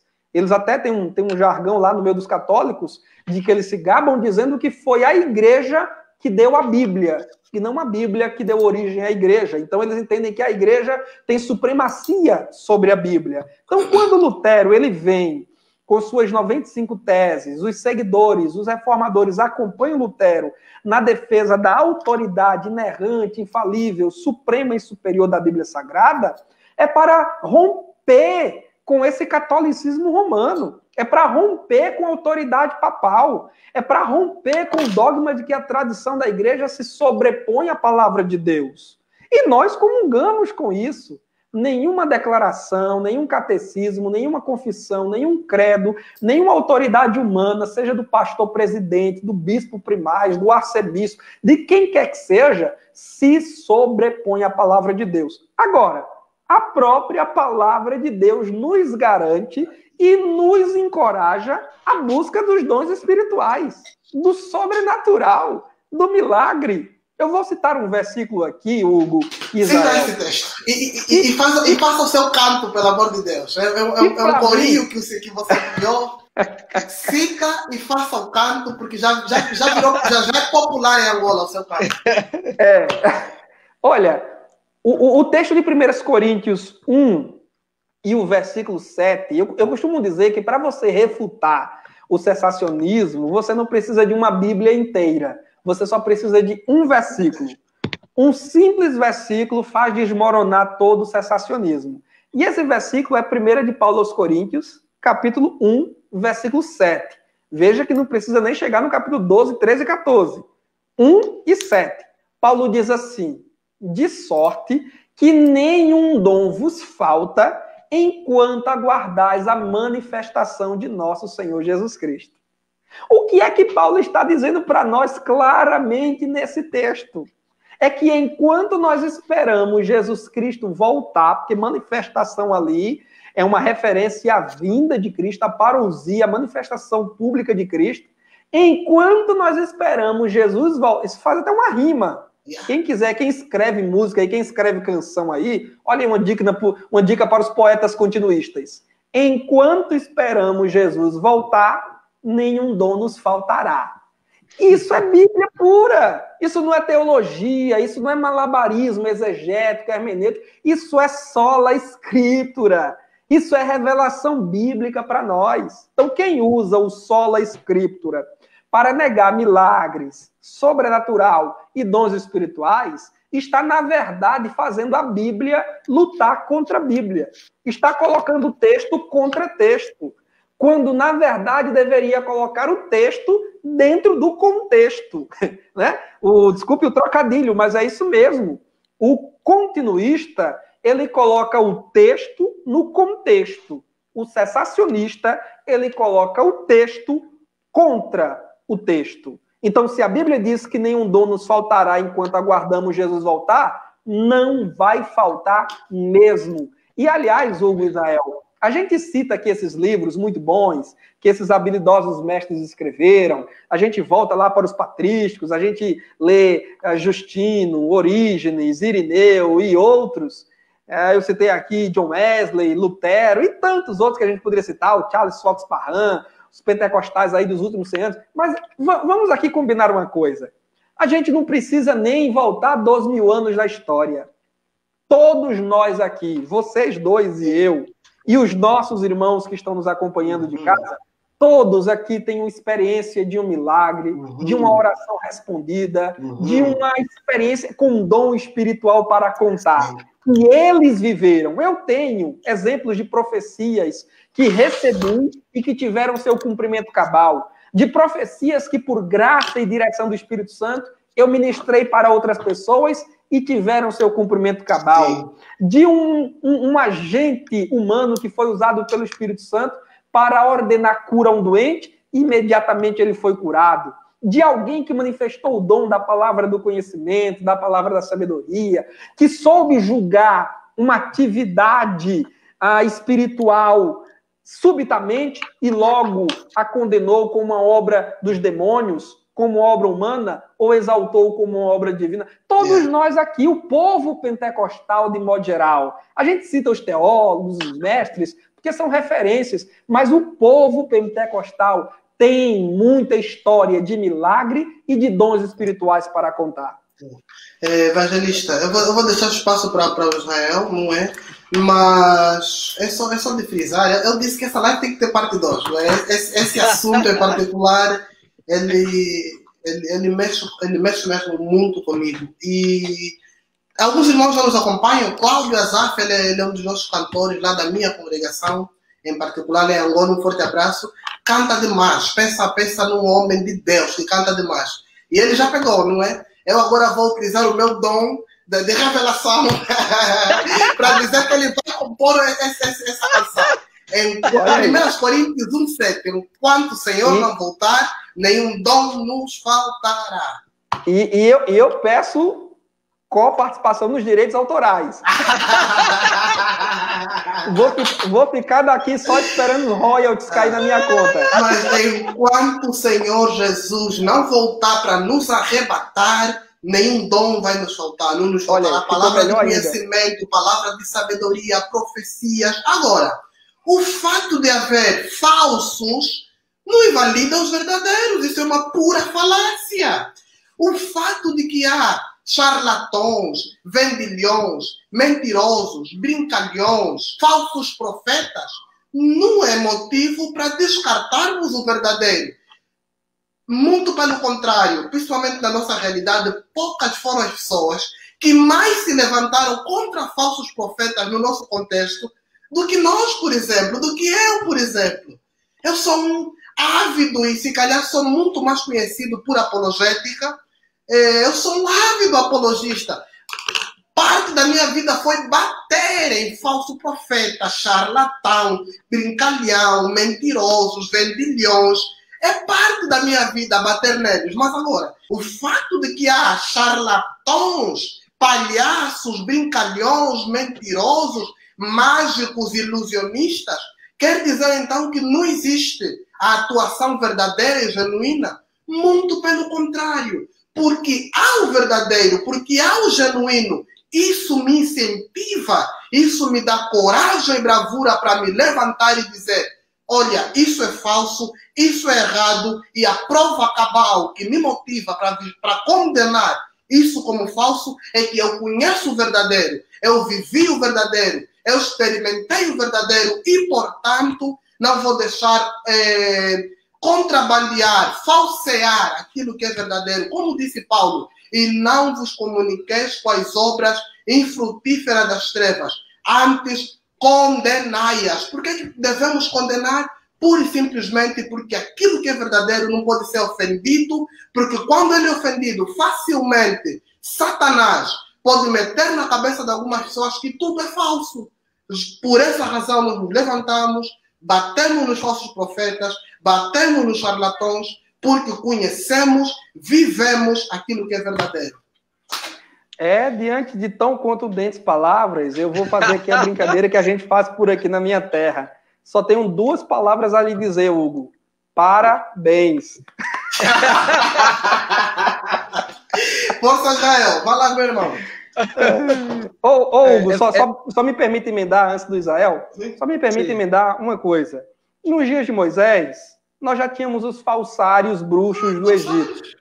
Nos dias dos apóstolos de Cristo, nós já tínhamos os filhos de Cefas, os exorcistas ambulantes, que tentavam expulsar demônios invocando o nome de Cristo a quem Paulo pregava. Então eu não posso recusar Moisés por conta dos magos do faraó. Os dias de Elias também estavam cheios de falsos profetas. Eu não posso negar Elias por conta dos profetas de Baal. Eu não posso negar Cristo por conta de Judas. Eu não posso negar os apóstolos por conta dos filhos de Cefas. Eu não posso negar o Espírito Santo por conta do espírito das trevas que tem atuado no mundo produzindo engano. O evangelista estava falando que hoje a gente nem precisaria recorrer à história ou aos eruditos, né, para falar a respeito da quantidade dos dons. Os irmãos que nos acompanham, o povo simples, sabe, da parte operacional no pentecostalismo, tem experimentado coisas extraordinárias. Mas ainda bem que também nós falamos desses eruditos, porque talvez essa seja uma das coisas que muitos acusaram. Vocês são da experiência, vocês não sabem raciocinar, vocês não conseguem falar, elaborar alguma coisa bem construída, logicamente falando. E ali, às vezes, isso, mesmo sem ter intenção, acabou recaindo numa frase que o autor falou, mas muito bem intencionado, porque ele é alguém até continuista, que o Hernando Dias Lopes, quando diz que se nós misturarmos a unção pentecostal ou o fervor pentecostal com a erudição reformada, seria algo fantástico. Hoje eu penso que talvez não deveria ser assim. Será que não deveríamos juntar a unção pentecostal com uma teologia pentecostal? Erudição pentecostal? Ou então os pentecostais sabemos só a unção, no sentido de nós temos experiência para contar, nós vivemos, nós temos dons porque experimentamos. Ou os pentecostais não têm a capacidade de produzir um livro acadêmico sobre os dons, falar dos dons racionalmente. O que a evangelista fala a respeito disso? Olha, primeiro que eu não vou falar do meu santo Hernandes Dias Lopes, do meu amigo Hernandes Dias Lopes. Certo. Só porque o Hernandes Dias Lopes é o meu presbiteriano favorito. Você sabe disso, eu já disse isso, inclusive, nas minhas redes sociais. O Hernandes Dias Lopes é, de fato, um homem muito simpático ao pentecostalismo. Ele tem pregado em muitas igrejas pentecostais pelo Brasil. Eu aprecio ouvi-lo, eu gosto de ouvi-lo, apesar, evidentemente, de haver distinções aí irreconciliáveis, tanto nas questões soteriológicas como em algumas questões pneumatológicas. Eu até já escrevi um artigo outro dia fazendo um reparo de um posicionamento do Hernandes Dias Lopes quanto ao dom de profecia, porque, embora ele seja continuista, mas ele defende que o dom de profecia é a pregação, é o ensino. E aí eu argumento, à luz da palavra de Deus, que não, é outra coisa. Mas, bem, muito bom, Isaú. Eu estou de comum acordo com você. Os pentecostais, eles precisam fazer um resgate da sua tradição teológica. Nós temos excelentes mestres escrevendo entre os pentecostais. Alguns deles até receberam de Deus a graça de gozarem de uma projeção acadêmica muito importante, prestígio acadêmico, nomes como Gordon Fee, Roger Stronstedt, Robert Menzies, dentre outros, o teólogo que não é exatamente um pentecostal, mas escreve muito para pentecostais, né, o batista carismático Craig Keener, que também é muito simpático ao pentecostalismo, já trabalhou bastante com igrejas pentecostais. Então, nós temos uma tradição, a tradição continuista, vou dizer assim, não apenas a tradição pentecostal propriamente, mas a tradição continuista, porque o continuismo, ele não pega só os pentecostais. Nós temos aí, entre os reformados, inclusive, excelentes expositores continuistas, como já citei, o Samuel Storms, o Donald Carson, o Martin Lloyd Jones. Isso, esse livro, que é uma obra de referência do D.A. Gerson, quem prefere na pronúncia inglesa, né? Eu aqui me exibindo pouco, embora não saiba falar nada de inglês. Mas aí o Donald Carson, o Martin Lloyd Jones também, o próprio Hernandes Dias Lopes, o Franklin Ferreira, aqui no Brasil, ele quase não escreve sobre isso, mas ele tem um livro onde fala sobre justamente avivamento espiritual, e ele é continuista. Eu até já fiz críticas a ele no passado, julgando que ele fosse cessacionista, equivocadamente. Olha aí, aproveitando o momento aqui para me desculpar com o Franklin Ferreira, mas ele é continuista e ele defende a continuidade dos dons espirituais. Então, mesmo entre os reformados, citei aqui alguns exemplos, existem trocentos. E também entre os pentecostais, nomes como, já citei, Gordon Fee, Robert Menzies, William Menzies, Stanley Orton, Anthony de Palma, outros que não são tão conhecidos a nível internacional, mas que têm produzido literatura de referência para a teologia pentecostal, como, por exemplo, o pastor brasileiro aqui, Walter Brunelli, que é autor de uma teologia sistemática para pentecostais em 4 volumes. E eu sei que pelo mundo inteiro, às vezes a gente pensa que, como a síndrome de Elias, né? Mataram todos os teus profetas e só eu fiquei. E aí precisamos Deus vir para nós e cochichar no ouvido e dizer, você não é essa coisa toda, não. Ainda tem mais 7 mil que não se dobraram.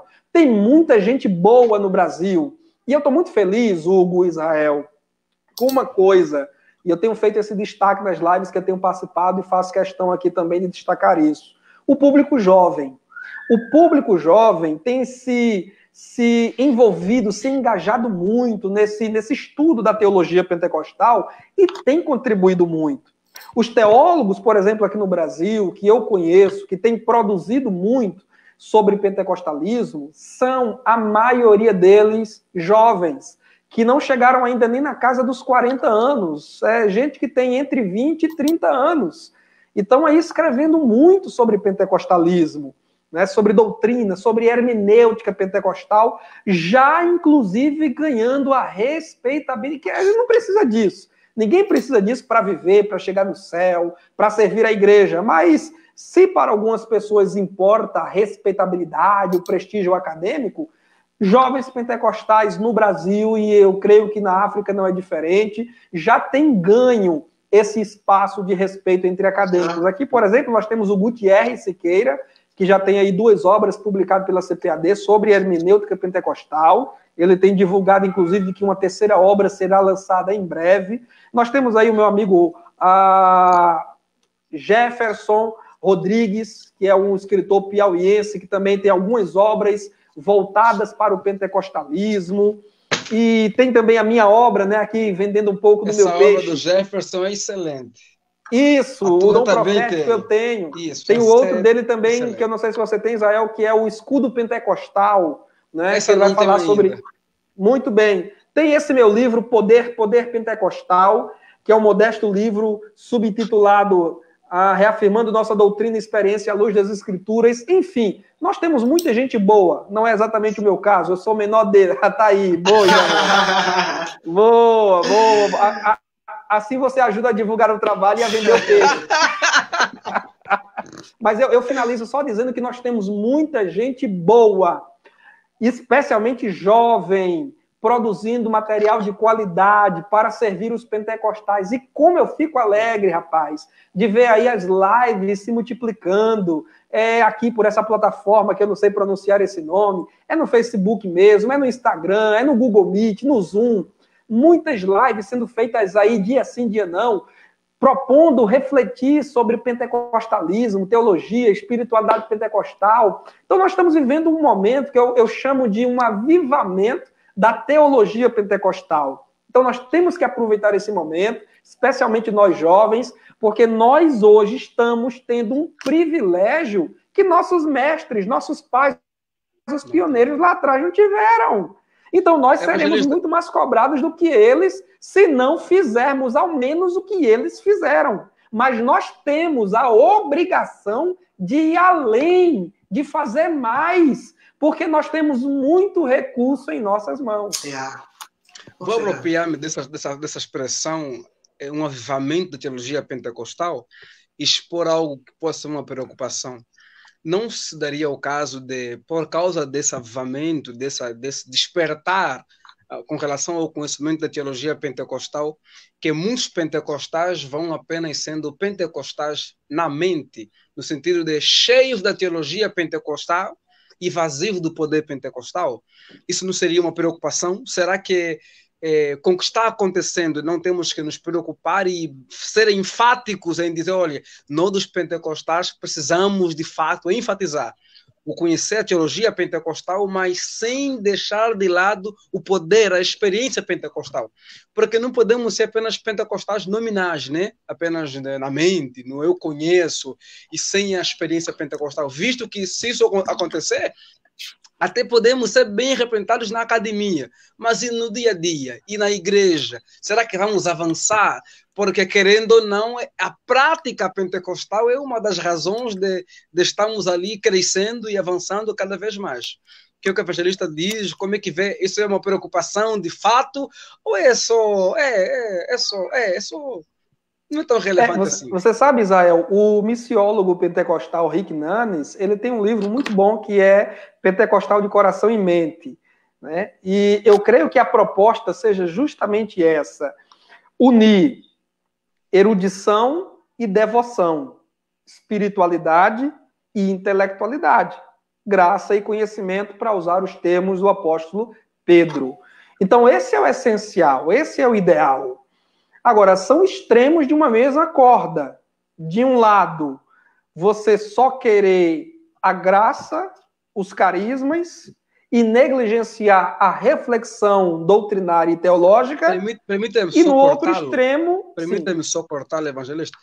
Por que eu estou falando disso? Porque os reformados, muitos deles viveram manifestações, por exemplo, os puritanos têm manifestações poderosas.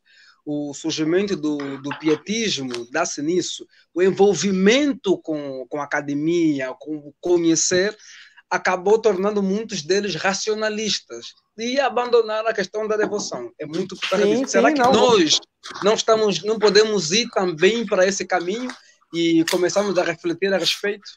Israel, você está coberto de razão e eu quero dizer que eu comungo totalmente de sua preocupação e de seu sentimento. Essa é uma preocupação minha também. É de nós, querendo fugir do extremo da graça sem conhecimento, cair no outro extremo do conhecimento sem a graça, da doutrina sem a experiência, da teoria sem a vida, da erudição sem a piedade, sem a devoção. Então nós temos que buscar o ponto de equilíbrio. Eu creio que esse ponto de equilíbrio já foi apontado na primeira metade do século passado pelo teólogo pentecostal inglês Donald Dee, quando ele dizia que os pentecostais precisavam aliar ao seu fervor pentecostal profunda reflexão teológica. Mas veja, é aliar, não é substituir uma coisa pela outra. É juntar, é somar a reflexão à experiência. E isso, na verdade, Pedro diz isso, não é, Israel e Hugo? Pedro, ele diz, olha, você já tem a fé, então agora a fé, adicionem o conhecimento, adicionem as virtudes morais do cristianismo. Então o cristianismo é isso, a gente tem que ir adicionando. A gente retira, a gente abre mão do que não presta, do que não serve, de velhas práticas, de velhos costumes, interpretações que a gente percebe não se sustentarem à luz da palavra. A isso a gente vai abrindo mão.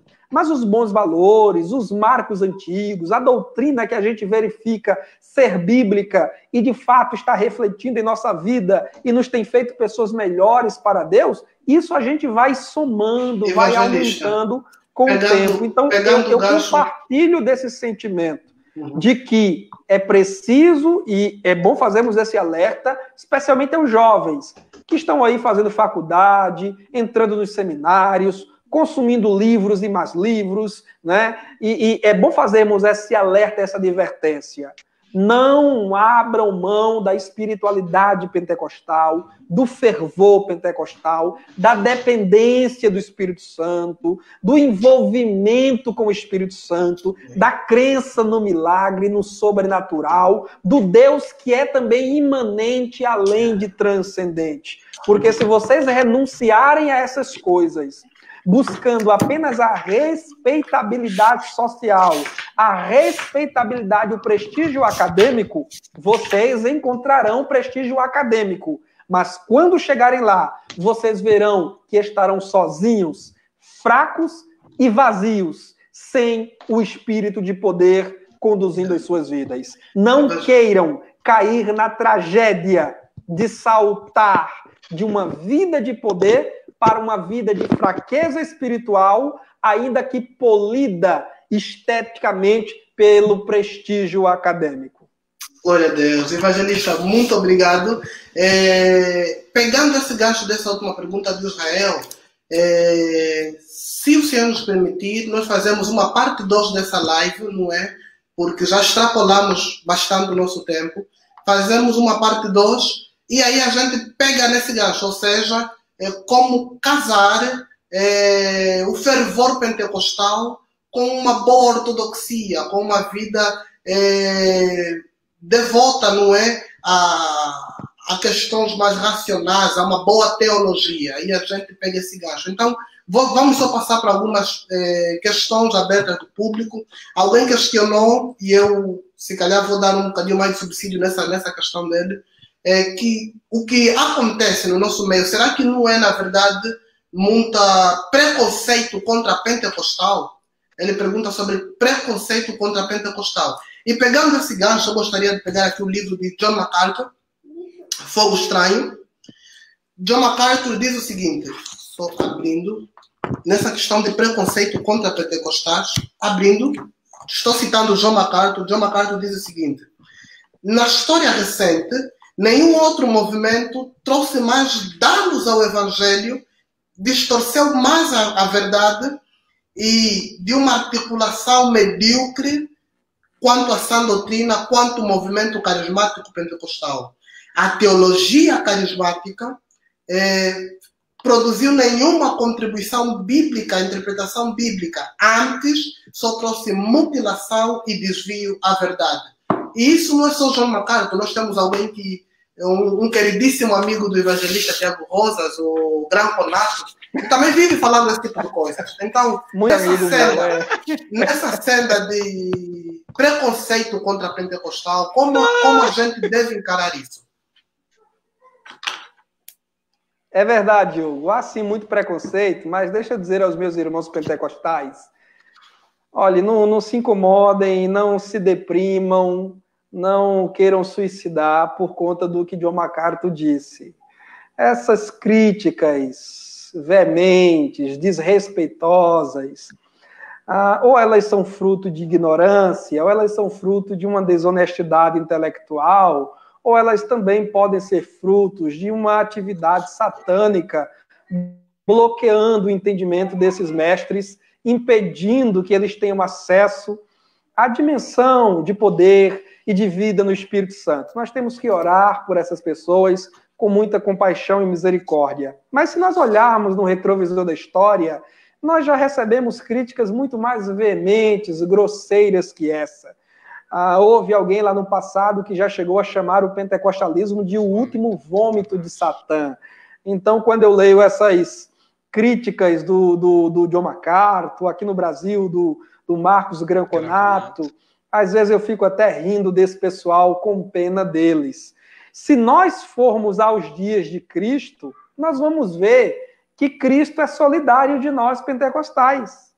Nós sofremos hoje, nós somos vítimas de um preconceito, de acusações que Cristo já sofreu em seu tempo, por parte, inclusive, dos cessacionistas, dos burocratas impotentes da época de Jesus, que era a respeitável liderança judaica daquela época. O que foi que eles disseram de Cristo? Quando viram Cristo expulsando demônios, curando enfermos, ressuscitando mortos.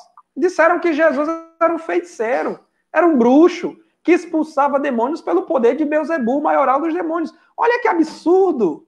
Então, hoje, esse sentimento de odiosidade, de desprezo que nós sofremos, o nosso Senhor já sofreu. E como ele disse, alegrai-vos, regozijai-vos, quando mentindo disserem todo mal contra vós, por minha causa. Então, nós pentecostais hoje somos vítima de nada mais, nada menos do que aquilo que Jesus também foi vítima em seu tempo. O poder de Deus manifesto entre os homens. O que nós pentecostais temos que buscar não é o prestígio social, não é o prestígio acadêmico, ainda que a gente possa lograr essas coisas como consequência de um trabalho bem feito. O que nós temos que buscar é o louvor do Senhor, é o elogio do Senhor. Como dizia Leonard Ravenhill, lá no final da década de 50, em cada um de nós existem pelo menos 3 pessoas. Aquela que nós pensamos que somos, aquela que os homens dizem que somos e aquela que Deus sabe que nós somos. Amém. Ainda no gancho dessa pergunta e a partir da tua resposta, essas críticas, elas podem ser também vistas a partir de possíveis exageros que tem no nosso meio. Porque, por exemplo, nós sabemos que, de facto, MacArthur é exagerado nas críticas que faz. Eu tenho aqui os livros dele e eu leio e falo, pô, o que ele está falando, eu também critico, eu também discordo de algumas coisas. Será que não deveríamos pensar em certo ponto em que no nosso meio pode ter algum certo exagero que temos para equilibrar? E também, lógico, nós, por exemplo, temos combatido aquilo que é equivocado. Será que não está nisso a resposta que o evangelista ofereceu está perfeita. De facto, eles estão equivocados. Mas há alguma possibilidade de haver também no nosso meio possíveis exageros e que abrem margem para essas questões assim? Eu não nego que isso seja real, factível, Israel. Quem dizia isso, inclusive, lá na década de 90, era o grande evangelista norte-americano Jim Swaggart. Jim Swaggart, ele dizia que os próprios pentecostais, devido aos seus excessos e fanatismos detectados aqui e ali, estavam jogando o pentecostalismo na lama, no escândalo e no descrédito público. Agora, para ser justo na crítica, na avaliação, você tem que fazer uma análise panorâmica, uma análise geral. Você não pode nivelar um movimento pelo pior que se pode encontrar dentro dele. Seria justo se nós aqui lançássemos, por exemplo, os calvinistas no descrédito total por conta de calvinistas que abraçaram a teologia liberal, por conta de calvinistas, de igrejas calvinistas, inclusive grandes igrejas, como uma igreja presbiteriana nos Estados Unidos da América, que já estão celebrando o casamento de homossexuais? Seria justo nós agora dizermos que os presbiterianos merecem descrédito? Seria justo agora fazermos piada com todos os presbiterianos? Será que não há defeito entre os batistas, entre os congregacionais, entre os nossos irmãos luteranos, anglicanos e reformados? Todos têm os seus porém. O protestantismo é uma crítica que os católicos nos fazem com frequência. Os católicos dizem, a igreja católica é só uma, nós somos um povo unido, mas os protestantes, desde que deixaram a igreja mãe, vivem se brigando, se bicando, e é tanta igreja que ninguém nem sabe o nome, nem sabe quem é, e é uma igreja que não fala com outra, é uma igreja que critica outra, é pastor na televisão falando mal da igreja dos outros. Eles fazem essa crítica a nós. Então, o próprio protestantismo, de modo geral, ele tem seus problemas. Mas isso quer dizer agora que todo o movimento protestante, todos os protestantes devem ser jogados na vala comum? Devem ser agora menosprezados e destratados? Eu preciso ser honesto na minha avaliação. Eu preciso saber especificar as coisas e reconhecer quem de fato representa aquele movimento, quem representa aquela igreja, aquela denominação. Eu não sei como é que anda aí a fama na África e em outros continentes de pregadores como, por exemplo, o Benny Hinn. Mas não é justo você nivelar o pentecostalismo por Benny Hinn e suas excentricidades. Eu vejo as críticas, por exemplo, de Marcos Granconato aqui no Brasil, e eu não vejo Marcos Granconato, em suas críticas ao pentecostalismo, citar os mestres, os pastores, ou mesmo os evangelistas que representam o pentecostalismo. Eu nunca vi Granconato citar. Eu nunca vi ele fazer uma leitura, um resumo, uma crítica que seja a um livro do Robert Menzies, do Stanley Horton, do William Menzies, do Roger Stronstedt, do Gordon Fee. Eu não vejo. As críticas que esse pessoal faz Silas Malafaia, é Marco Feliciano, é Benny Hinn, é esse grupo de louvor pentecostal, é esse cantor, é a Damares com a história do sabor de mel, é a Ana Paula Valadão, rugindo feito leão na plataforma, no palco. Então, quer dizer, são críticas desonestas, críticas que colocam todo o pentecostalismo numa vala comum, num bojo, e não especifica, de fato, os excessos e os erros que, como você, Israel, pontuou, nós também estamos vigilantes. Aliás, Hugo, eu quero dizer aqui com todas as letras, sem medo de errar, nós, pentecostais, fazemos autocrítica. Nós, pentecostais, fazemos. Os reformados não fazem ou pouco fazem. Você dificilmente vê um grandão do calvinismo, um expoente do calvinismo, confrontando erros dentro das igrejas calvinistas, dentro das igrejas. Você não vê vídeo circulando, mas nós temos, os nossos mestres estão vigilantes, estão escrevendo livros, refutando. Olha só, uma novidade que tem acontecido muito, especialmente nesse tempo de pandemia, é a multiplicação das lives das revelações profundas nas redes sociais, especialmente Facebook. Depois de 9 horas da noite, é só o que você vê. Não sei se na África isso tem acontecido, mas no Brasil tem acontecido muito. A live das revelações profundas. Neste meu livro que eu publiquei esse ano, eu já faço uma crítica a isso. Então, nós temos acompanhado de perto, estamos vigilantes e procedemos às devidas refutações. Portanto, Israel, nós não devemos nada a ninguém. Não precisamos que um mestre reformado venha organizar a nossa casa, porque o nosso povo pentecostal é um povo doutrinável e ensinável. Evangelista, eu pensava que eu fosse treteiro. Encontrei aqui. Pensa numa boa treta. Meu Deus do céu. Jesus, perdi o fôlego. Misericórdia. Definitivamente nós teremos parte 2. O pessoal está pedindo parte 2. Vamos para a última pergunta. Quem faz aqui é o Aguinaldo. Eu estou a ver aqui, o Isaac já falou. Live tremenda. Marquem já a parte 2. Ela possa mesmo amanhã no mesmo horário. Então vamos para a última pergunta, não é? Porque o evangelista tem uma série de coisas a fazer e nós extrapolamos, nunca extrapolamos tanto no tempo como hoje. É porque foi tremendo. Então, eu só tenho uma pergunta. Eu posso fazer uma pergunta, não? Avança, evangelista. Pode. Aí o Hugo ou Israel responde. A minha pergunta é: por essa live eu vou receber em dólar, em euro, em libras e em real? Em kwanzas. Momento teologia da prosperidade agora.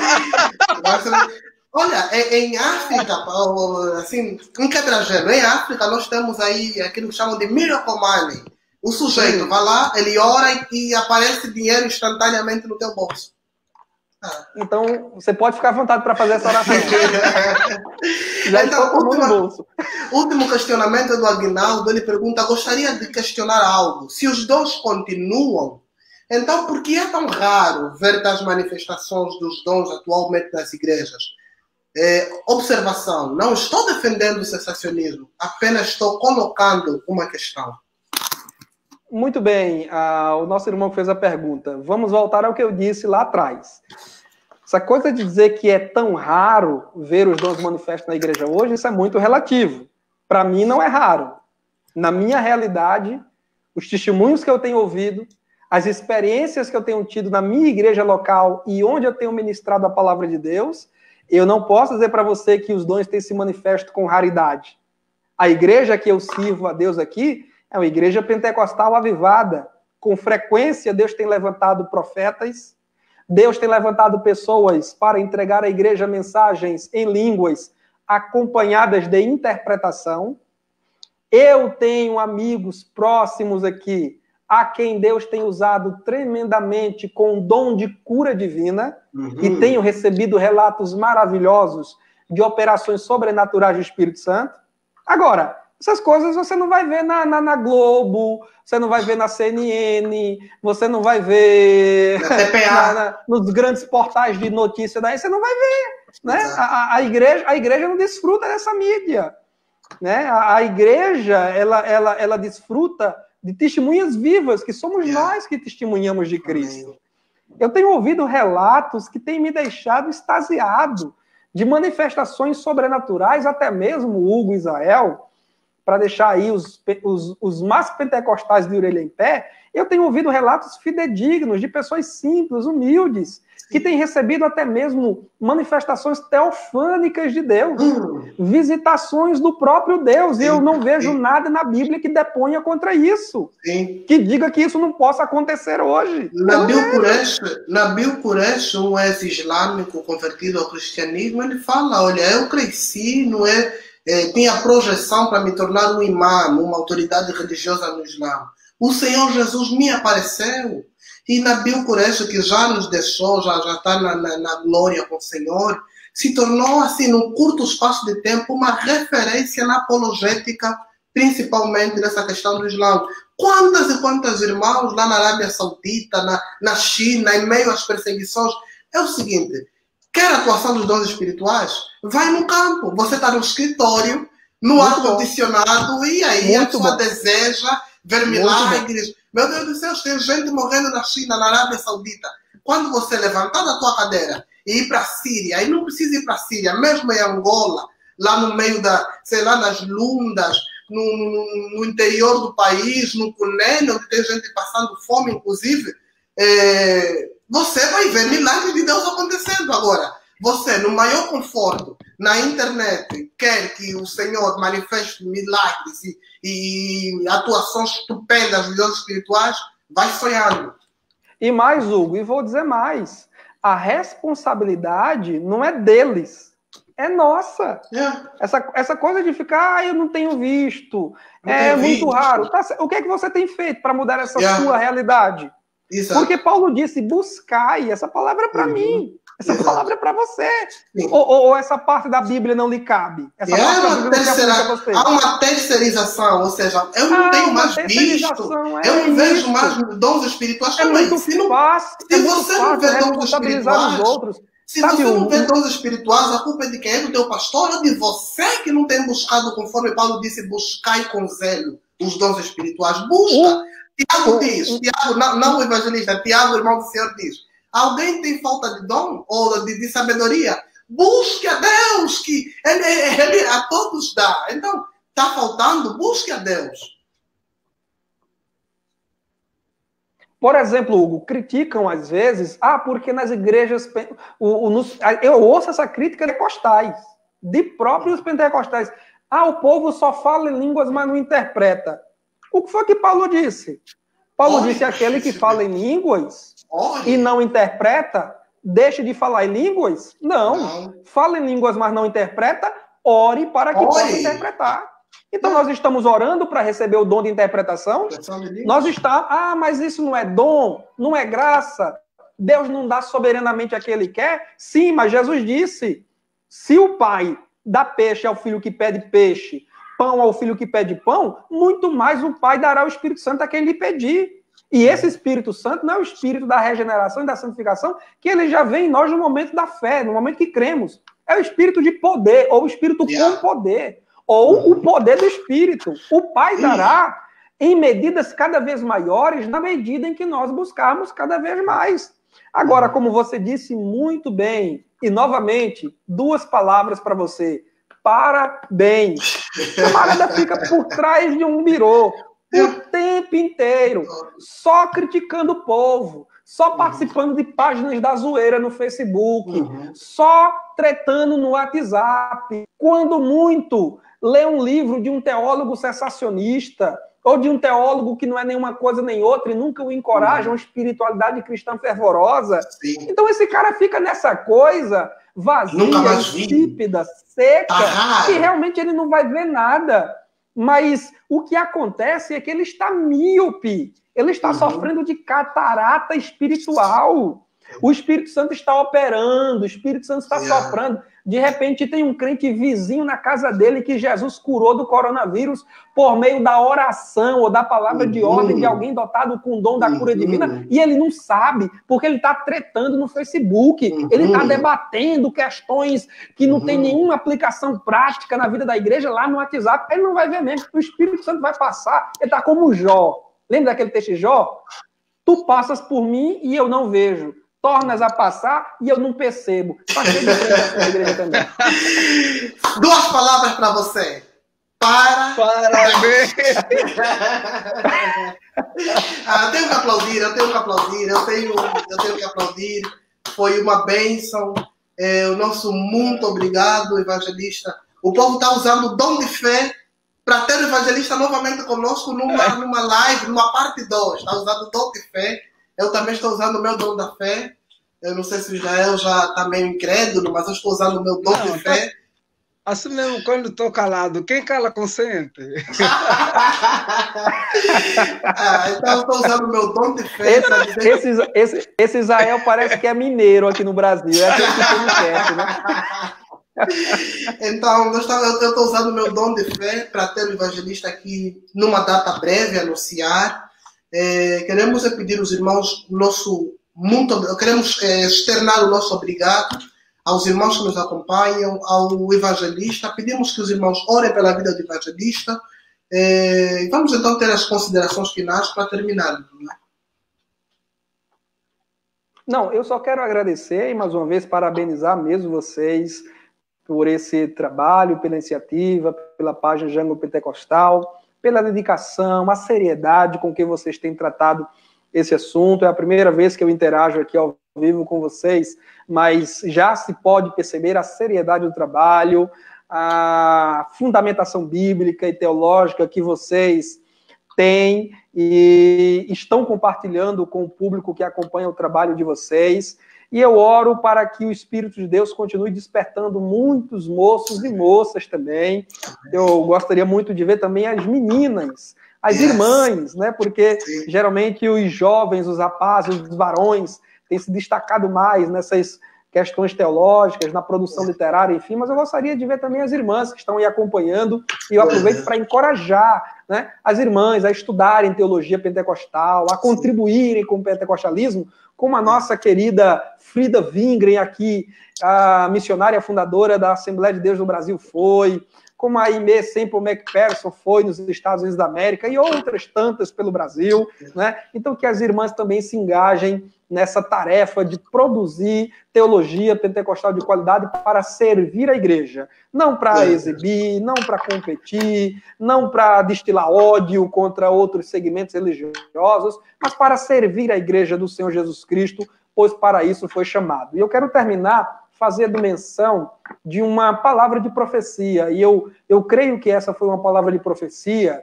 do pregador David Wilkerson, lá na década de 80, nos Estados Unidos da América. O Wilkerson escreveu um livro que é um clássico, titulado Toca Trombeta em Sião, onde ele dizia que nos últimos dias Deus derramaria uma medida extraordinária do seu Espírito Santo sobre a igreja, e este avivamento ele iniciaria pela juventude da igreja. Palavras do nosso irmão Wilkerson, que foi um pregador e, ao meu ver, também um profeta de Deus. E eu tenho visto isso. Eu posso dizer que nós estamos vivendo um momento. Há quem diga que não está acontecendo avivamento, a igreja está perdida.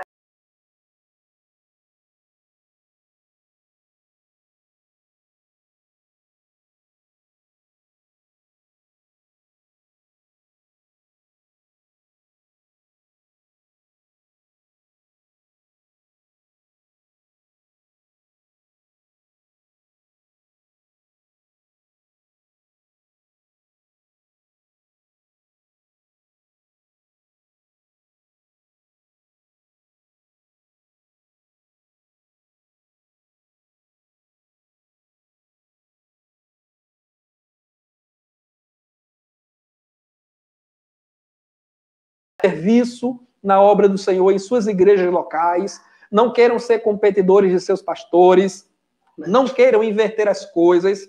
Quem é o pastor da igreja é ele, você deve estar sob a liderança dele, sirva ao seu pastor como Eliseu serviu a Elias, e seja um cooperador na obra de Deus, se encha do Espírito Santo. Termino com essa palavra de encorajamento que Paulo ministrou aos crentes efésios. Tenho certeza que, como dizia George Wood, que foi um ex-presidente recente da Igreja Assembleia de Deus norte-americana, George Wood disse que se nós quisermos e buscarmos a Deus de todo o coração, nós poderemos viver hoje o que nossos pioneiros do pentecostalismo lá em 1901 a 1906 não viveram. Muito mais de Deus. Deus abençoe a todos, um grande abraço. Amém. Israel, tem alguma coisa a dizer para finalizar? O que eu tinha a dizer é agradecer, evangelista.